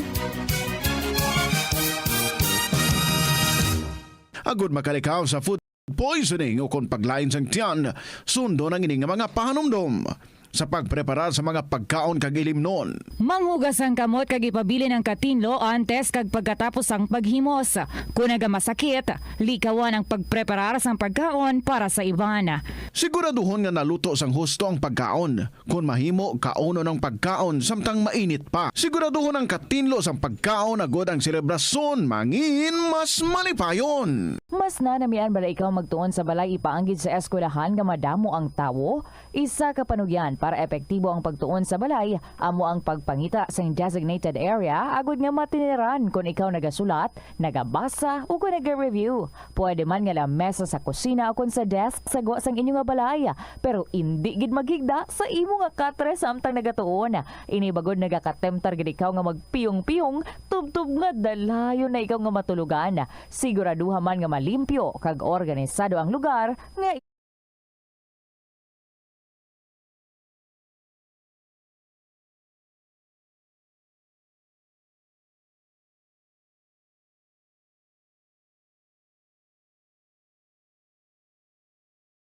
Coming your way sa August 16, Sabado, umpisa alas 6 sa gabi.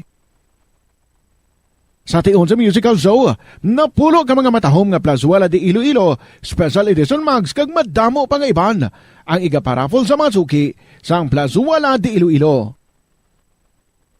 Sa August 17, Domingo, ginaagdang tanan nga mangin kabahin sa Eucharistic celebration nga pagahiwaton sa Latolda sa among adlaw alas 11 sang aga.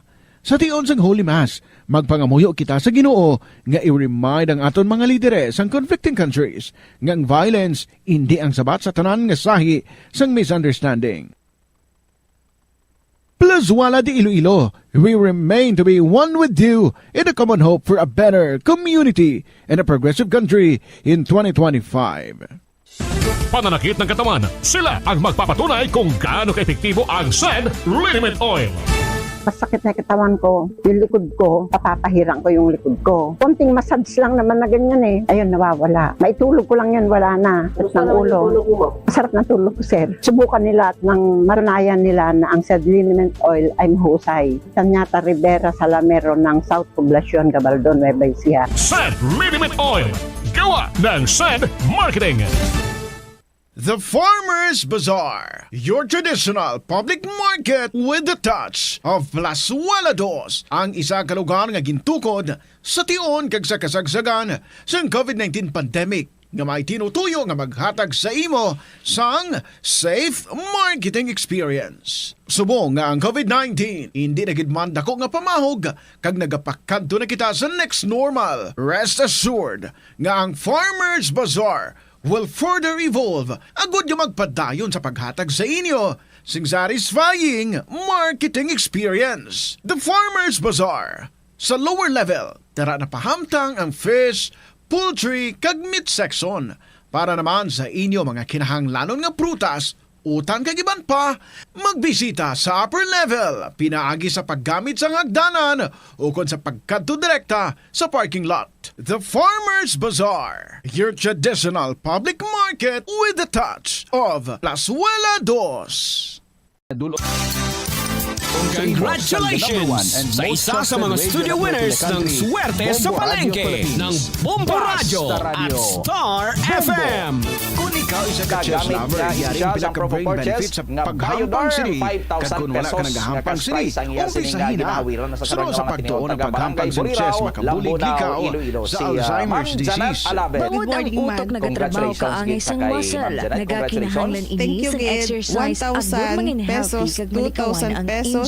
Magluwas diri ang paghampang sa chest ang nagapa-improveman sa concentration, memory, creativity, kag problem-solving skills kag napamatud-an man nga nagapaalam.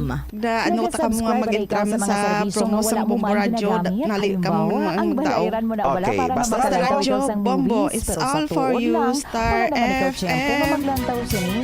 Tapos lang libatan ang bulanan ng mga subscription sa streaming services kag mobile apps kag wala ka lang nakadipara ma-charge na ini sa imo nga bank account bisan nga wala mo man regular nga ginagamit. I-review gid ang imo nga ginagastuhan sa mga charges kaangay sini kag ikonsiderar man ang pagkanselar sa mga hindi kinahanglanon nga mga subscriptions agod nga mas magamit mo ang imo kwarta sa mas kinahanglanon nga mga butang. Ini nga pahanumdom ang ginadulong sa imo sang the #1 and most trusted radio network in the country, Bombo Radio Philippines. Basta Radio Bombo.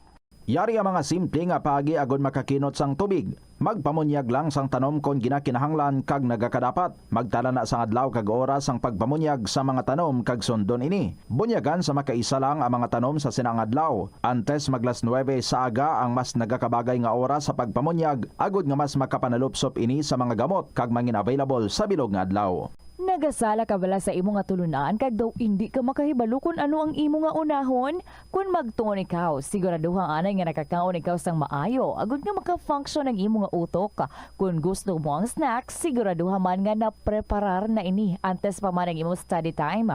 Bangod basi, mawili ikaw sa pagkuti sang imo nga pagkaon kag ma-distract ikaw sa imo nga tulunan. Siguraduhan man nga tapos na ang imo nga olobrahon sa sulod sang balay para nga makalikaw sa interruption kag para sigurado naman nga maka-relax ikaw kung matapos mo na ang pag-review. Ini nga pahanumdom ang ginadulong sa imo sang the #1 and most trusted radio network in the country, Bombo Radio Philippines. Basta Radio Bombo. Yari ang mga household level fire safety measures nga dapat tandaan agud makalikaw sa sunog sa balay. Hindi magbutang o kung magtipon sang flammable substance o kung chemical nga makatugas ang sunog sa kusina o kung sa sulod sang balay. Ipalayo man sa mga kabataan ang pospro kag lighters. Patya ang kalayo kag baga matapos ang pagluto sa kusina. Siguraduhon nga wala nagasungaw kag pirmi limpyuhan ang mga kerosene kag gas stoves. Tandaan, ang paglikaw sa sunog sa sulod sa balay, responsibilidad sang bilog nga pamilya. Ang kalibutan ginakabugusan sang 71% sang tubig o kun kadagatan. Kag ang kadagatan nagabulig sa pagtugas sang tubig nga aton mainom kag hangin nga aton ginahaklo. Gani aton halungan kag imentenar ang malimpyo nga ginaagyan sang tubig kag mga kadagatan. Sa masunod nga mga pamaagi, magpartisipar sa mga organisasyon o clean up events. Likawan ang paghaboy sa mga basura kung sa diin lang. Buhinan ang paggamit sa mga single-use plastic. Hindi pag-i-flush o kung ihulog sa mga lababo ang mga basura sa panimalay. Kaangay sang plastic straw, auto fluids, kag mga grasa. Kadagatan proteksyonan kag limpyuhan. Ini nga pahanumdom ang ginadulong sa imo sang the #1 and most trusted radio network in the country, Bombo Radio Philippines. Basta Radio Bombo! Hindi lamang sa jeans o kung tugas ng katigulangon ang rason sa hair loss o kung pagkaunot sang buhok. Natukiban sang health expert sa South Korea nga ang hair loss ang tuga sang environmental factors. Sa bugos nga kalibutan, nagalabot sa 4.2 million ang nagakapatay bangod sa outdoor air pollution suno sa World Health Organization. Mas sobra 90% sang populasyon sa kalibutan ang nagaistar sa populated areas sa diin ang heart attacks, aggravated asthma, irregular heartbeat kag poorer lung function. Ito ang Bombo Radio Philippines. Fully digitalized. Numero 1 sa balita, komentaryo, drama at serbisyo publiko. Bombo Radio Philippines. Bombo Radio Philippines. Unmatched. #1 and most trusted source of news and information. Basta Radio Bombo! Mayong hapon sa inyo tanan mga kabombo. Panugod na naman sa ating nga semana sa ating nga pag-upnanay diri sa kahapon lamang program. Good afternoon. This is Tita Regine. Welcome sa Monday edition. Sa sini nga pala tuntunan. Kumusta ang inyong nga weekend? Are there some things that happen nga do ka potential para nga isulat and i-share diri sa kahapon lamang program? Sige, medyo panumduma. And medyo, kung wala, at least, no, go back sa mga nagliligad ng mga inadlaw, mga sinimana, mga binulan, or mga tinuig. Kag ano bala, ang do ka na maigid, no, nga ipalabot diri sa KLP. Kung madumduman nyo na ina, and then, sulat. Mas manami kung i-computerize para nga ma-email nyo na diretso sa bombo_iloilo at bomboradio.info or isulat ninyo sa gihapon kag ipadala sa kahapon lamang program DYFM Bombo Radio Iloilo, Sky City Tower, Mapa Street, Iloilo City.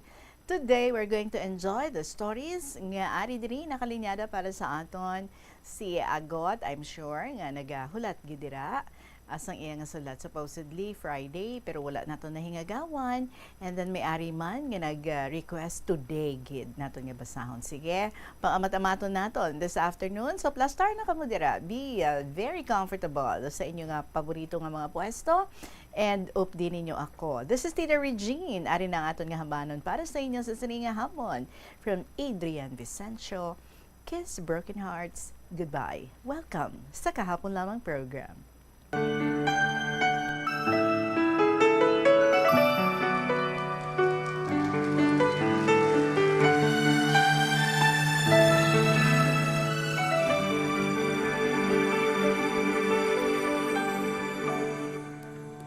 I thought you will forever be the brightest star for me.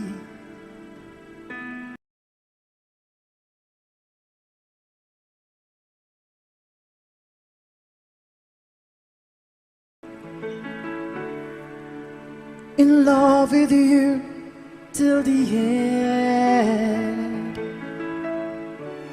But times change to turn dreams, falling apart, gone somewhere. I have loved you more than when I could. Baby, letting go deeply hurts. Is this goodbye? I hate to say. Be back in his arms. Forget me. As my life goes on, I know I will love someone new someday. I have loved you, needed you, but never made you stay. Loving too much hurts too much. The pain is here in setting free. Is this goodbye? I hate to say. Be back in his arms. Forget me. As my life goes on, I know I will love someone new someday. His broken heart goodbye. All flame has to die. No more tears to cry. Never cry. Just kiss broken hearts goodbye. Goodbye.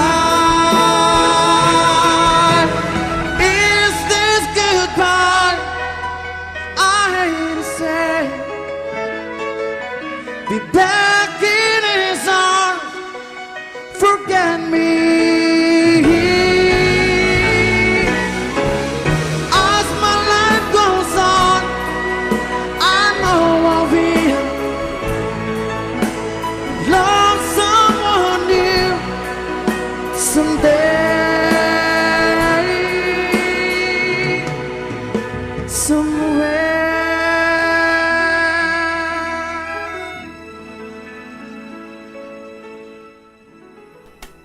Adrian Vicencio para sa inyo, Kiss Broken Hearts Goodbye. Mwah. Bye-bye.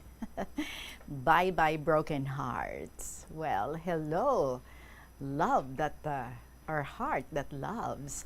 20 minutes after 2 o'clock, mga kabombo, suguranta na ha, ang pagdulong sa mga kasaysayan ng makarami tayo. Today is August 11, beautiful Monday.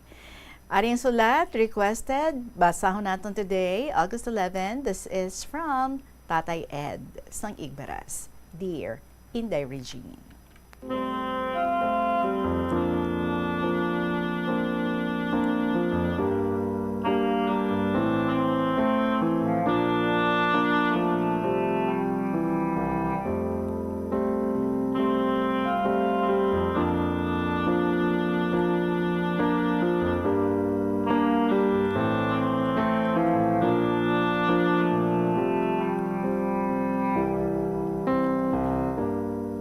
Una sa tanan, maayong hapon sa imo, sa tanan nga tagpalamati sa imong mga programa KLP. Titatawagan lang ko kay Toto Ed or Tatay Ed, senior citizen na, kag iniya kasaysayan, amon sa akon amigo, kag ginakabig ko, nga, de buenas na tani, pero sa ulihi, gindimalas pa. Kagagod mahangtuan mo, kag sang imo mga tagpalamati, umpisahan ko sa pagsaysay. Tuig 1980, waiter ako sa isa kasikat man nga diskohan sa Manila, kag 15 kami tanan nga mga waiters.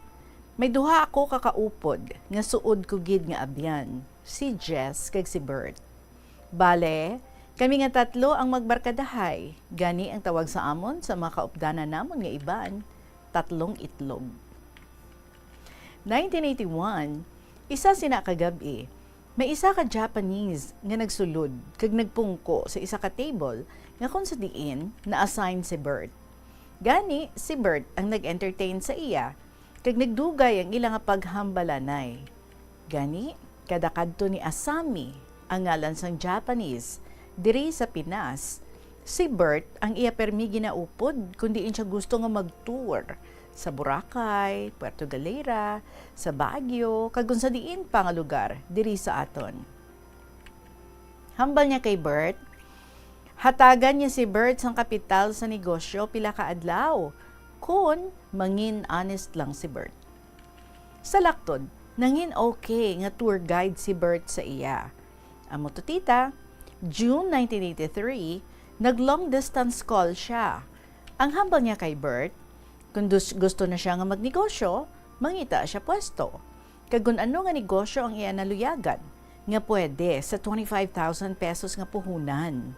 Kag amo lang kuno ang iya mahatag, kag hindi na siya magpahilabot, kay amo na ina ang hatag niya nga gintugaan niya sadto.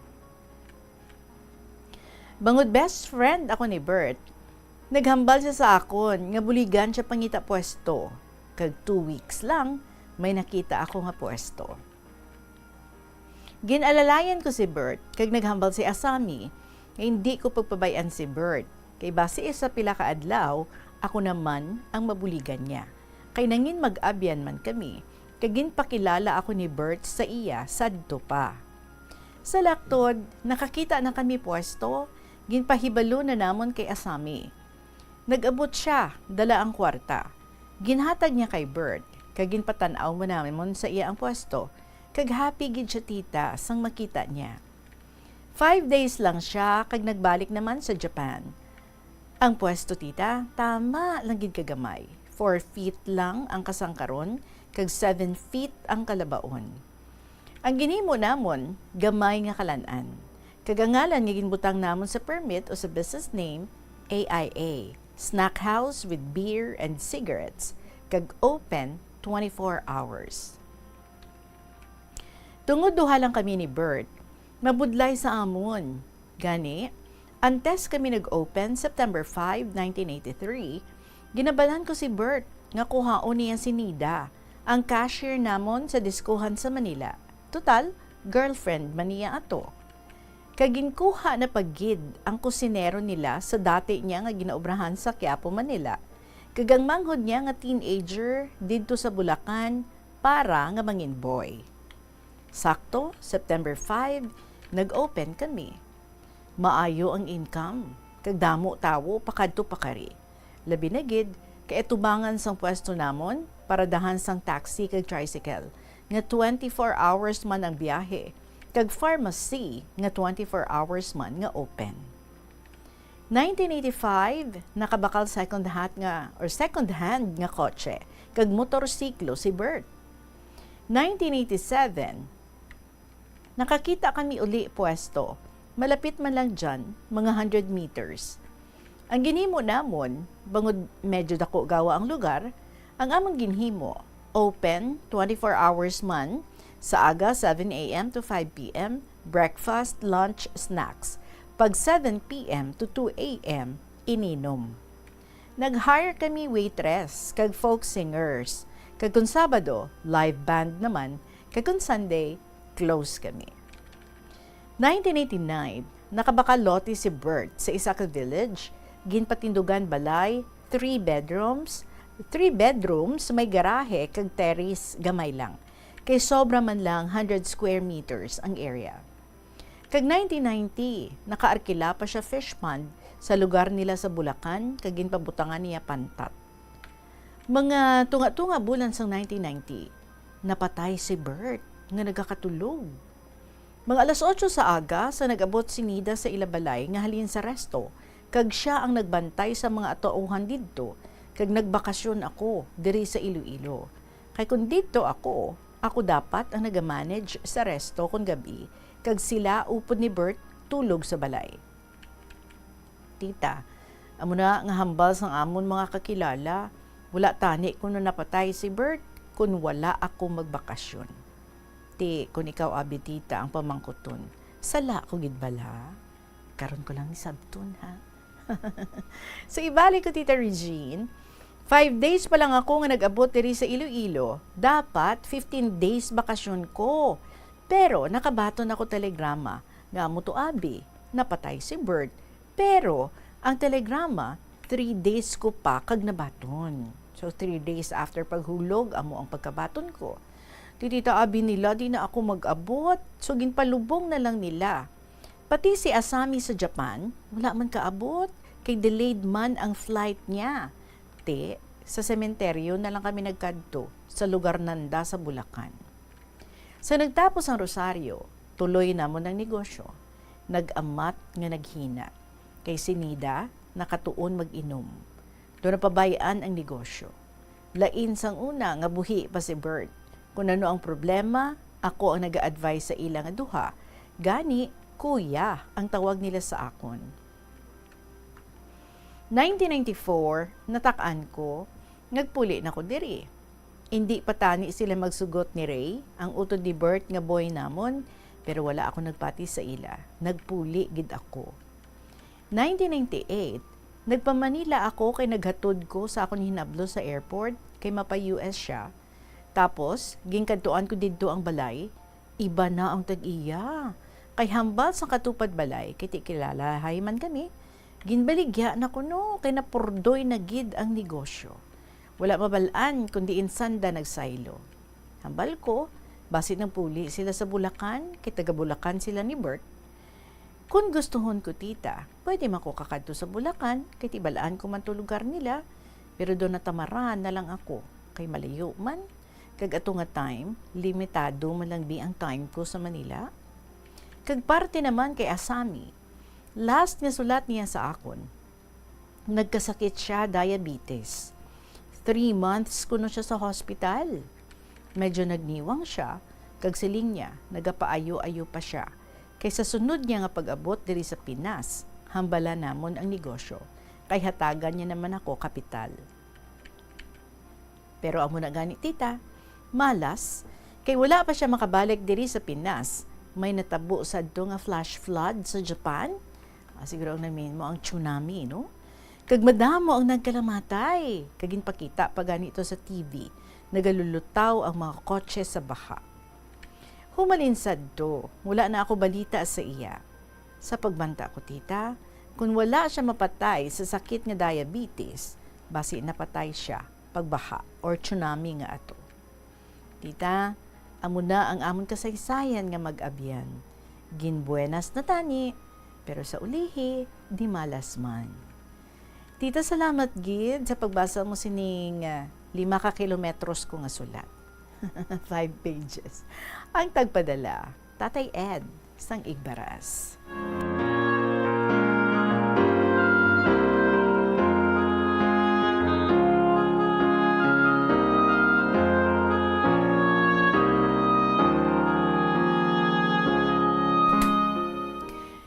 Well, Tatay Ed, una gid sa pamangkot mo kung sala mo gid man ba lang at napatay ang imo abyan nga si Bert kay ti kung wala ka nagpauli para nga magbakasyon basi no nga wala pa siya napatay kay ti ikaw to ang ma-manage ang restaurant kun gabi tapos si Nida mapauli kay ti may relasyon sila nga duha, di ba?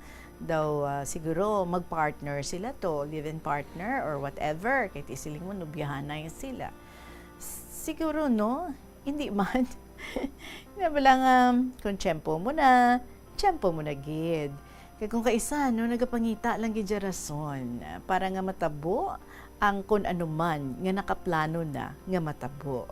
The same thing, like say, kung ikaw man bi, no, palayo lang, kung ikaw man bi, may na-disgrasya ikaw, they would just say nga, dapat basulon si Bert, kay for example, wala ka ginhawiran, nga hindi ka lang magpuli, kahit nagbakasyon ka, and then ang bakasyon, you deserve that. Kag siguro beforehand, na istoryahan nyo naman nila, hindi bala, puli ka anay, kahit taga-dili ka gidman niya, kaluyag mo man nga magbakasyon. And I'm sure nga si Bert, o kung si Nida, kag sino man dira sa mga kaubdanan ninyo, every once in a while, nag-lisensya man na sila para nga magbakasyon, para nga magpahuway-huway man anay, no? Para nga mag-recharge. So, I don't believe so. Nga ikaw ang may sala kung nga ang napatay si Bert. Kaya dapat ikaw, hindi mo man pagpasudlon sa imo isip, no? Don't blame yourself, nga nadula na siya. Natabo lang, kung ano man, no? Ang dapat nga matabo or nakaplano na nga matabo. Well, you said, buenas na tani, pero hindi malas pa. Tiya magid na ang talagan sa mga negosyo kay kinanlan. Tutok na tutok kagid, no?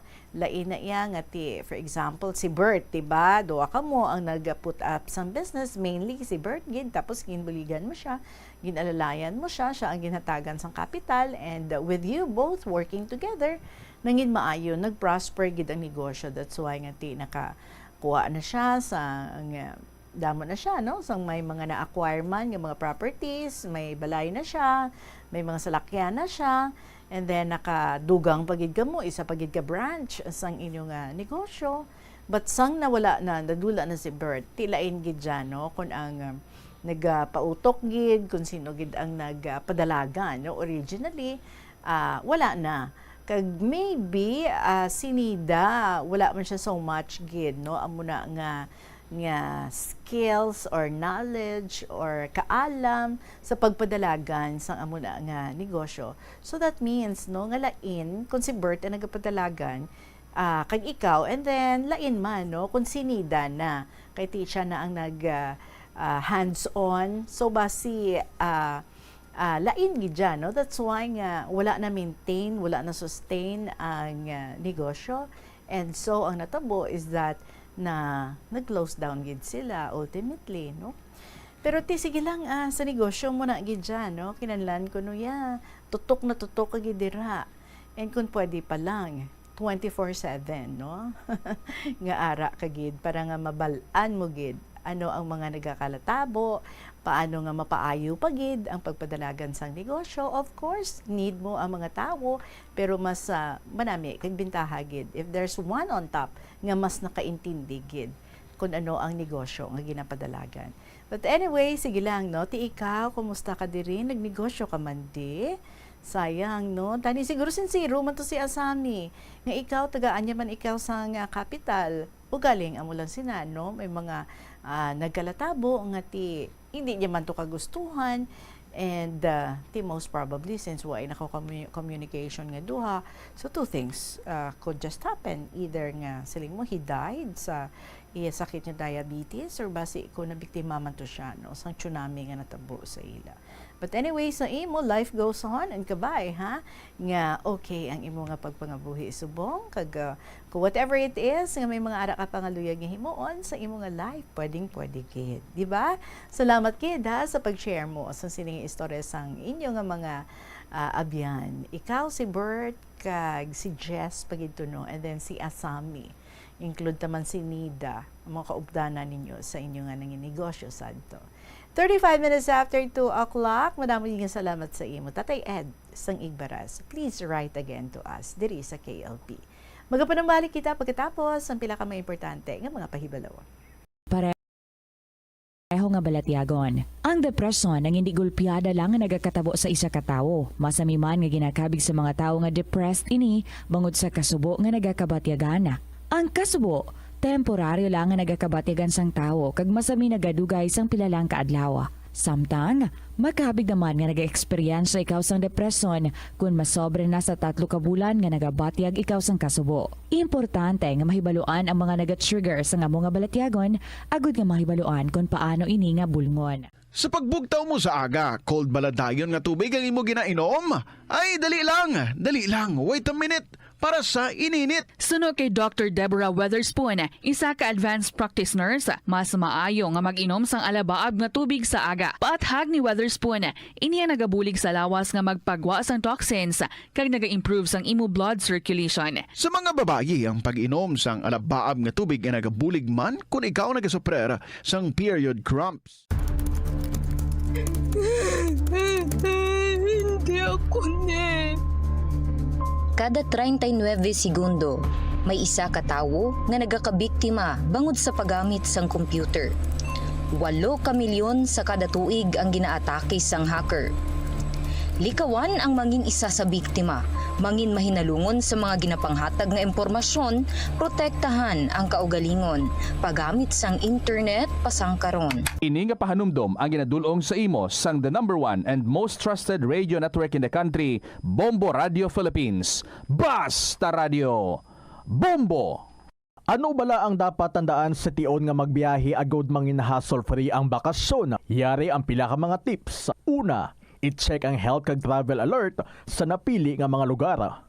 Ikaduwa, magpili isang safe nga accommodation. Mag-research ka magbasa sa mga reviews sa napili nga lugar antes mag-book. Ikatatlo, siguraduhon nga may nagagana nga mobile phone. Ang tanan nga mga upod agod mangin mahapos ang komunikasyon sa tion nga madula o kung kinahanglan nga magbulagay sa dalan. Be prepared in case of emergencies. Siguraduhon nga may backup nga emergency plan nga may medical reimbursement sa tion nga may maospital bangod sa aksidente. Ini nga pahanumdom ang ginadulong sa imo sang the number 1 and most trusted radio network. Kita diri sa KLP, story naman ni Agot ang ating pagbasahon, My Dearest, Tita Regine. Please allow me to greet you a warmest afternoon, Tita Reg, and to all KLP listeners, letter senders, and most especially sa imo, kag sa imo nga family. May God grant safety and peace to our life today. Your program is my stress reliever. Sa tuod lang, Tita Reg, halin sa aga, pagka-open ko sa among radyo, nagapamati gid ako sang balita, mga matahong mga drama, hasta sa imo makahalawat-hawat nga programa ang kahapon lamang program nga makahatag gid inspirasyon, motibasyon, kag maka-share experiences kapareho ko man nga mga letter senders. Sa mga kapareho ko man nga mga letter senders. So ako, may luyag man i-share nga istorya sa imo, Tita Reg. Nanong nga dini sa akon masuod nga magulang, ihinago lang naton sa hayo nga Toto. Ining si Toto, na magulang siya sa akon sang 2 ka tuig kag 4 ka bulan. Mabuot ini siya nga klase sang magulang, mapinalanggaon, kag may pagkabalaka sa iya mga kauturan. Halini sang gagmay pa lang kami, close na kami nga daan. Masami kami nagahampang basketball, volleyball, kag kun kaisa, wala na obrahon, ga-practice kami sang wrestling. Ginasunod-sunod namo na mga finishing moves sa mga professional wrestlers. Kag permigid kami ga-updanay sa mga ulubrahon, pareho abi ka pagsag-ob, pagpangahoy, pagpanguma sa mga hilamon sang tanom, pagtanom sang palay, pagpangupras, kag pagbulig hakot sa mga produkto nga gulay kag prutas para lang makakwarta.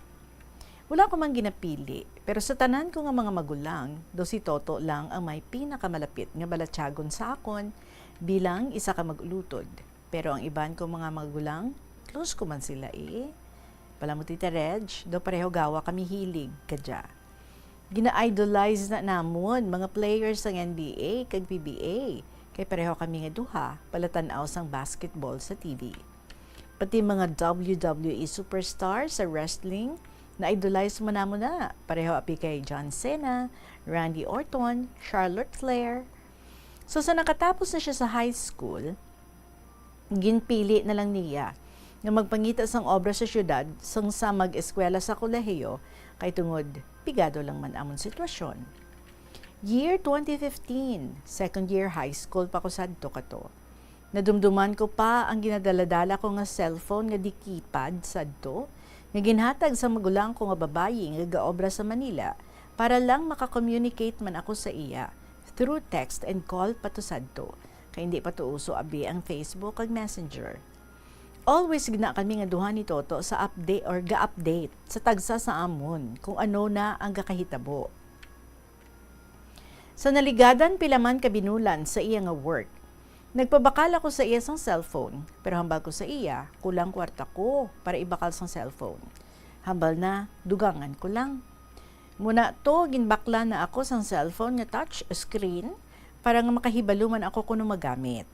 So masobra man 1 year ang iya nga pag-obra sa city, kag dito na, ginigo gid siya sang iya masakit nga Crohn's disease sa iya nga colon sang tuig 2017. Hindi man maisip kung ano kasakit kag pag-antos ang iya nabatyagan sa iya nga multiple surgery. Apang wala gid paboran sang Ginoo nga mag-ayo siya sa iya ginasuprer nga masakit. Ayhan, hindi pa para sa iya ang tion sang iya nga pag-ayo. Mahimo man niya mag-obra, apang hindi man makapagusto, kay limitado lang man nga kabugaton ang makaya niya nga hakwaton. Despite sina sang iya nga medical condition, apang nahimo pa namon maglagaw. Kaupod ko si Toto, nag-commute kami halin sa umapa kadto sa Banwa. Tapos nag-akopar na lang kami sa habal-habal. Halin sa Banwa, pakadto kag pabalik, halin naman sa Bucari Pine Forest Campsite sa Leon. Kay gusto niya gid makita kung ano kanami kang ginatawag nila nga Little Baguio of Iloilo. Kag nakalagaw man kami ni Toto sa isa ka farm dira sa may San Joaquin. Kay ginhagad ko siya sa day off ko muna to nga adlaw. Kay eto pa ako sadto sa Banwa kang uton ga obra. So, nag-commute naman kami kang jeep pa San Joaquin nga rota. Tapos pag-abot namon, nagpanaog na lang kami sa Gua Highway kag ginlakat-lakat lang namon pasulod sa farm. Nagkuha lang kami views, para abi ka mga statue, ka mga animals. Nakasulod man kami sa dark tunnel pakadto sa heaven. And then, wala man kami nagdugay kay ginalagas lang man namon ang oras. Kag nagbalik na kami sa highway, bantay kang jeep pabalik. Wala na kami nagpanyaga sa San Joaquin. Kasi lang ni Toto, wala pa man siya nagutom. Muna to, nagsakay na lang kami sa jeep. Mga ato na kami sa Tigbawan, gulpi lang naglain amon pamatyagan. Naglain or naglingin amon ulo nga daw sa masuka. Pasensya lang da sa nagapanyaga, ha? So muna to, nagpiyong-piyong lang kami. Maayo man, kay madasig man dalagan sang jeep. Ayhan, wala lang kami maanad magbiyahe sa malayo. Amo to siguro, naglingin amon nga ulo. Siling ko sa iya, hay, salamat, ari na kita sa uton. Ti ano, manyaga na taa. So nagpangita kami sa karinderya, nga sarang namon makanaan, kay do hindi nagid maagwantahan ang ginabatsyag namon. Tapos panyaga, ginatagan ko siya kwarta para makabakal siya sa medical needs niya, kay nagpa-city pa siya. Tapos ako naman, nagpauli na lang sa boarding house, kag magpahuway, kay siya do nagid kakapway. Nakabanding man kami ni Toto, lagaw sa city, lagaw sa kafiestahan, upod pagani kami disco sa diskohan. Pero sa subong, daw wala na kami time nga maglagaw, kay busy man ako sa akon nga obra. Tapos si Toto, hindi naman makaagwanta magbiyahe sa malayo nga palakadtuan. Maayo man tani nga mag-travel kung may kwarta, kay para mabuhin-buhinan man ang stress nga ginabatsyag namon.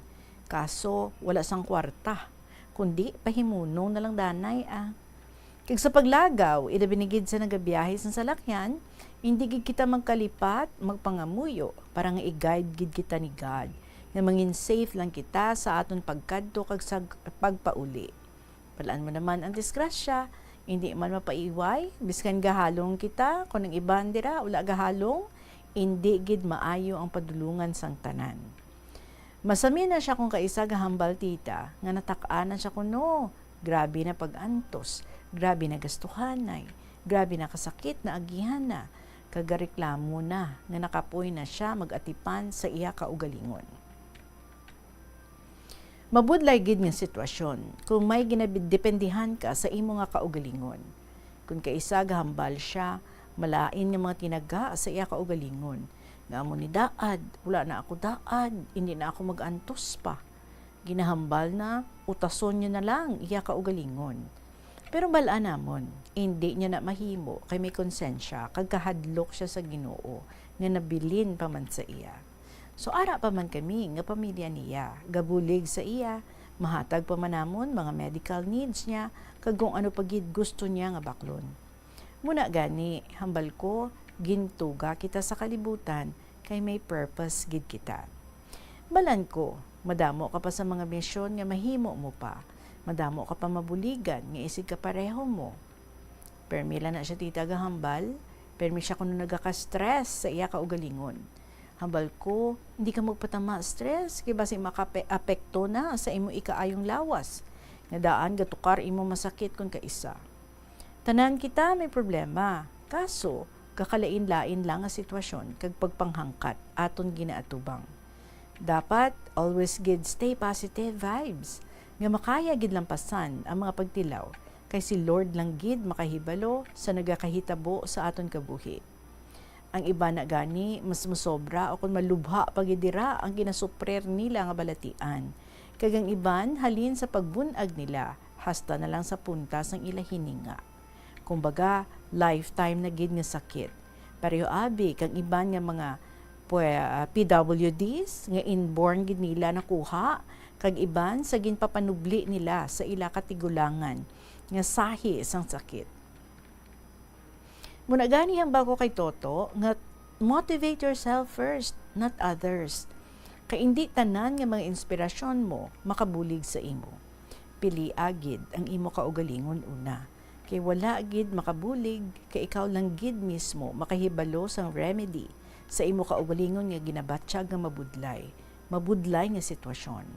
Pero believe gid ako sa imo Toto, gahimo ka gid pamaagi para lang ma-divert mo imo kaugalingon, ma-relieve ang stress nga ginabatsyag mo, mahagan-hagan ang kasubo nga nahitabo sa imo kabuhi. Balaan ko, passion niya gid ni Tita Reg. Bale, nag-compile si Toto sang notebook. Ang obra ya sina, ginatagpi-tagpi na lang ang mga pinanid para magdamo ang masulat niya nga gusto na sulaton. Na-include na ang mga sports, pareho abi kang basketball. Nasulat na dira, tanan nga detalye. Pareho abi kang mga champions, players, kag iban pa. Kabisado yan na. Bisan ipa-memorize pa sa iya. Hindi lang na. Ang pinaka-mastery gid ni Toto amo ang geography. Tanan na nga related sa geographic features, ginalista yan na kag tun-an. Memorize man na niya ang world map, including maps, flags, countries, and capital locations, Philippine map, politics, etc. Hindi man gid niya ma-perfect, pero at least madamo siya sa nabalaan. Madamo pagid nga mga compilation niya. Wala na ako mag-usisa pa, kay galingin akong ulo sa pagtulok pa lang sa iya madamol nga notebook. Hindi gani ako makapate nga interesado siya magtuon sa amuna nga bagay. Siguro ginalingaw lang niya iya kaugalingon sa amuna nga buluhaton. Madamo man siya nga mga bagay nga nahimo sa panimalay namon, kag magaserbi ini nga duag, dekorasyon, kag balanse sa pananawan ang mga puni nga nagakabit kag nakapaskil sa pader nga mga litrato. Kag isa na ako sa nangin saksi sang iya nga mga aktibidades. Apang sa pihak sang maayo namon nga pagtamdanay ni Toto, may beson ka isa, hindi man kami magintindihanay. May mga pagbaisay man, kagkalain sang buot sa amon nga duha, apang apisar sina, ako na lang gid naga-adjust, nagapaumod, para lang sa iya kaayuhan. Kagisama ako sa mga tawo, nga masami nga ginasugiran niya sang iya mga problema. Balaan ko, dako gid ni pagsalig ni Toto sa akon, ikumpara sa ibang nga tawo. Even though may mga private and insecurity siya, nga ginasugid sa akon, o ginasugid sa kon parte sa iya kaugalingon. Kag sa karon nga sitwasyon, muna man sa gihapon amon nga pagtamdanay bilang maayo nga mag-ulutod. Permigid, may connections. Permigid, updated. Muna gani, hamba ko sa iya, hasta may ginhawa, fight lang taa. Magpadayon gid nga magkabuhi, kag may pagsalig sa aton nga Ginoo. I hope nga mag-aayo ka pato, kag maglawig pa aton nga pag-uptanay, kag ari ako magasuporta sa imo sa mga hilig mo. Ari lang ako para updan ka sa kasakit, kasadya, kag sa kabuangan naton nga duha. Do masyado naging kalawig ang akon nga sulat, Tita Reg, ay hanakapoy ka na sa pagbasa. Kag diri ko na lang ini siguro tapuson, madamo gid nga salamat sa imong pagbasa, Tita Reg, sa akon nga sulat, nahanungod ini sa akon nga close brother nga si Toto. Kag kabay pa nga ang mahal nga makaako, magaagubay sa aton, nga makabangon sa aton ginapangatubang nga mga pagtilaw. May gusto lang ako nga ibilin niya prayer sa kay Toto para sa iya nga masakit. So let us pray. Almighty Lord, I come before your throne today on behalf of my sick loved one. Father, he is weak and his body is in pain and in distress. Lord, I pray for your mercy on him and heal him from this disease.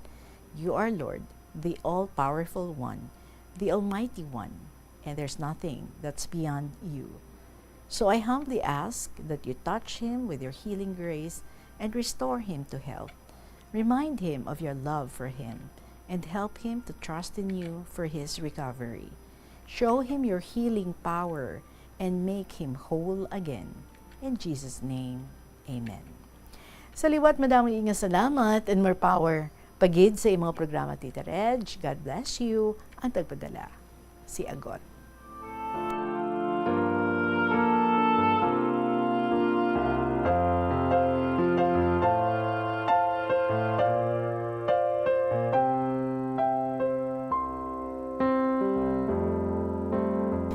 Kanami that you are also one of the sources of strength ang imong mga magulang. Isa gid ikaw no sa very close sa iya, nakaintindi sa iya, kag maka-inspire man no, nagabulig sa iya, nagapamati sa iya, nagapray para sa iya. So I just hope no ang inyong nga bonding bilang nga mag-utod mas magdalong pagid kag ma-deepen pagid no ang inyong nga pag ulikid sa isa kag isa, pag-take care sa isa kag isa, because that is supposed, no? What should siblings be doing para sa tagsa-tagsa? So I am sure appreciated na gid ikaw, and I am sure nga naga-look forward gyud sa permi, no? Sa inyo nga mga moments nga maka-bond naman kamo together or maka-chika-chika together. So continue to be a loving and supportive brother para sa imong mga magulang. Salamat gid sa imo Agot sa gin-share mo sa amon sa sininga hapon. Alas 2:53 ang aton nga oras, magabalik ang KLP pagkatapos ng pila kami importante nga mga pahanumdum. Ito talaga si Sixto. Bida pa rin sa lambing. Clean! Dahil we beat the germs with Bioderm. At sa bida na alaga, new Bioderm Clean White. With germ-killing action na gentle sa skin. Panatag kami dahil we beat the germs. With Bioderm! Based on representative germs tested with regular use. Kaya mga nanay, samahan si Mommy Marian Rivera. Make the switch and join the Bida sa Alaga movement ng Bioderm Clean White. Ang paghambalan, apesar limitado ang imo abilidad nga mag-invest, ang gamay nga contribution sa investment accounts ang makabulig sa imo nga maggamit ang earned money nga maka-generate sang dugang nga income. Ikonsiderar ang pagbukas ng retirement account o kon iban nga investment account. Ini nga pahanumdom ang ginadulong sa imo sang the #1 and most trusted radio network in the country, Bombo Radio Philippines. Basta Radio Bombo! Yari ang mga simpleng nga paagi agud makakinot sang tubig. Tinguba ang mga lalabahan kag tinguba man ang pagpanglaba. Ang pagpanglaba sang isa ka bes sa isa ka semana ang nagakinot sang naglabot sa 50 litro sang tubig. Kung nagagamit sang washing machine, iset ini sa mas manubo nga wash cycle. Makakinot ka na sa tubig, makakinot ka pa sa enerhiya. Nga, ginadubilian ang illegal nga droga. Makamamatay. Ang nagagamit sang shabu posible mapatay tungod sa cardiac arrest o kung hindi gani tungod sa drug overdose. Makaguba sang lawas. Makadulot ini sang pagkaguba sang kidney o kung pag-angkon sang hepatitis. Posible man nga malatnan sang acquired immune deficiency syndrome o kung AIDS. Maglikaw sa illegal nga droga.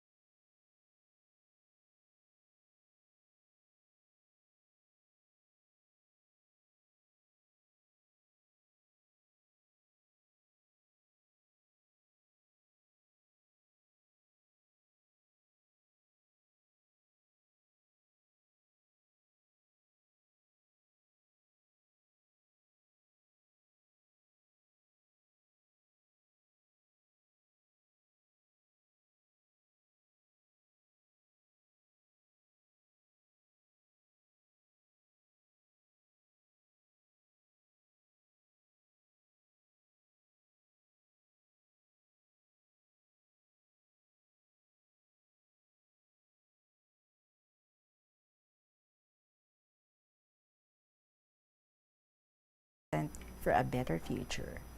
Subong, may ipaambit akong istorya sang una sa inyo. Ang bata nga si Rolly, anak ni Narda, isa ka babae nga disgrasyada. Gin-rape sa dalan sang tawo nga waay niya makilan-an. Gindera siya sa may puong-puong kagluguson, mayad lang waay siya pagpatya. Apang ginpaandaman nga hindi gid magpanugid bisan kay sino, kay delikado. Nagbusong si Narda kag hindi makasugid kung sino ang nagtandog sa iya.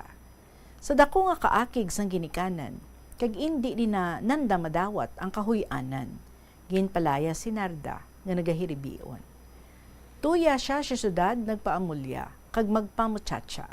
Nagbulig-bulig siya, baligya sa mga utanon kag fruta sa tienda para lang siya makakaon kag may magatipan sa iya kung magbata siya. Ang iya sweldo, iya ginasupot agud may magamit siya sa iya nga pagpanganak. Kaluluoy kay Narda. Iya ginantos ang kasakit kag daw ginatublag siya nga ipa-abort ang bata.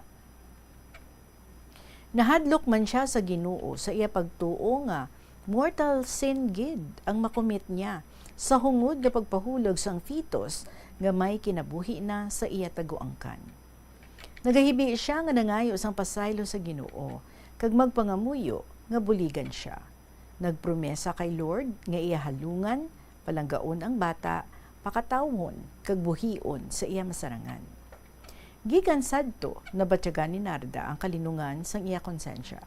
May peace of mind na siya. Kagugot na sa iya kasing-kasing ang pagdawat sang kamatuuran sang iya na abutan. Ay, kanami sang dalagan sang negosyo niya nga utanon kag frutas. Duro nga mga tawo ang nagadugok sa iya.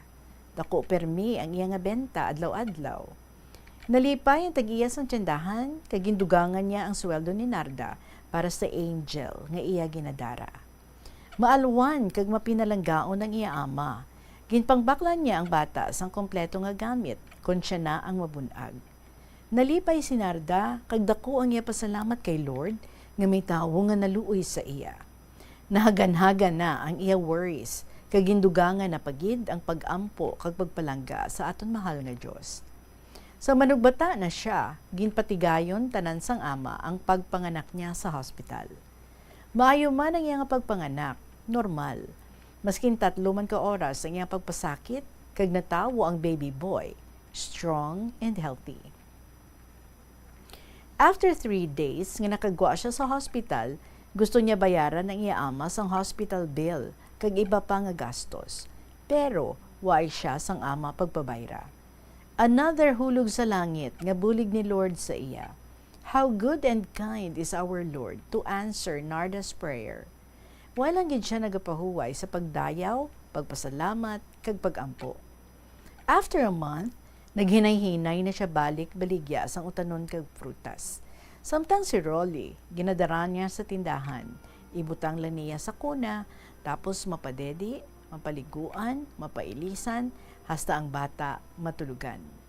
Nagdako ang bata sa amudia nga sitwasyon.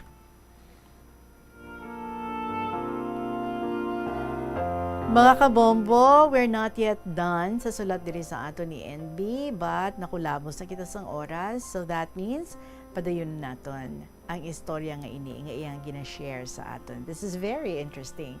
So dapat buhas aragid kamo ha para nga mabalaan nyo what will be the ending of this story. Anong matabo kay Rolly kag sa iya nanay nga si Narda. Sa inyo man nga mga istorya dira, paligid nga maka-email kamo sa bombo_iloilo@bomboradio.info or sulaton sa gihapon ang inyong mga kasaysayan nga luyag nga i-share diri sa Kahapon Lamang program. Care of lang sa Kahapon Lamang, DYFM, Bombo Radio Iloilo, Sky City Tower, Mapa Street, Iloilo City. Paabuton ko ang inyo nga mga istorya. For the meantime, hulat-hulata, because after sang KLP, magasunod naman ang mga paborito ninyo nga mga dramas kada hapon. Magasunod si Tuyang Ermitanya, pagasundan sang Provincial Jail, kag sang Dear Diary. So see you again tomorrow. Madaming salamat sa inyo tanan sa gihapon in inyo alagad. Si Tita Regine para sa Kahapon Lamang program. Good afternoon and God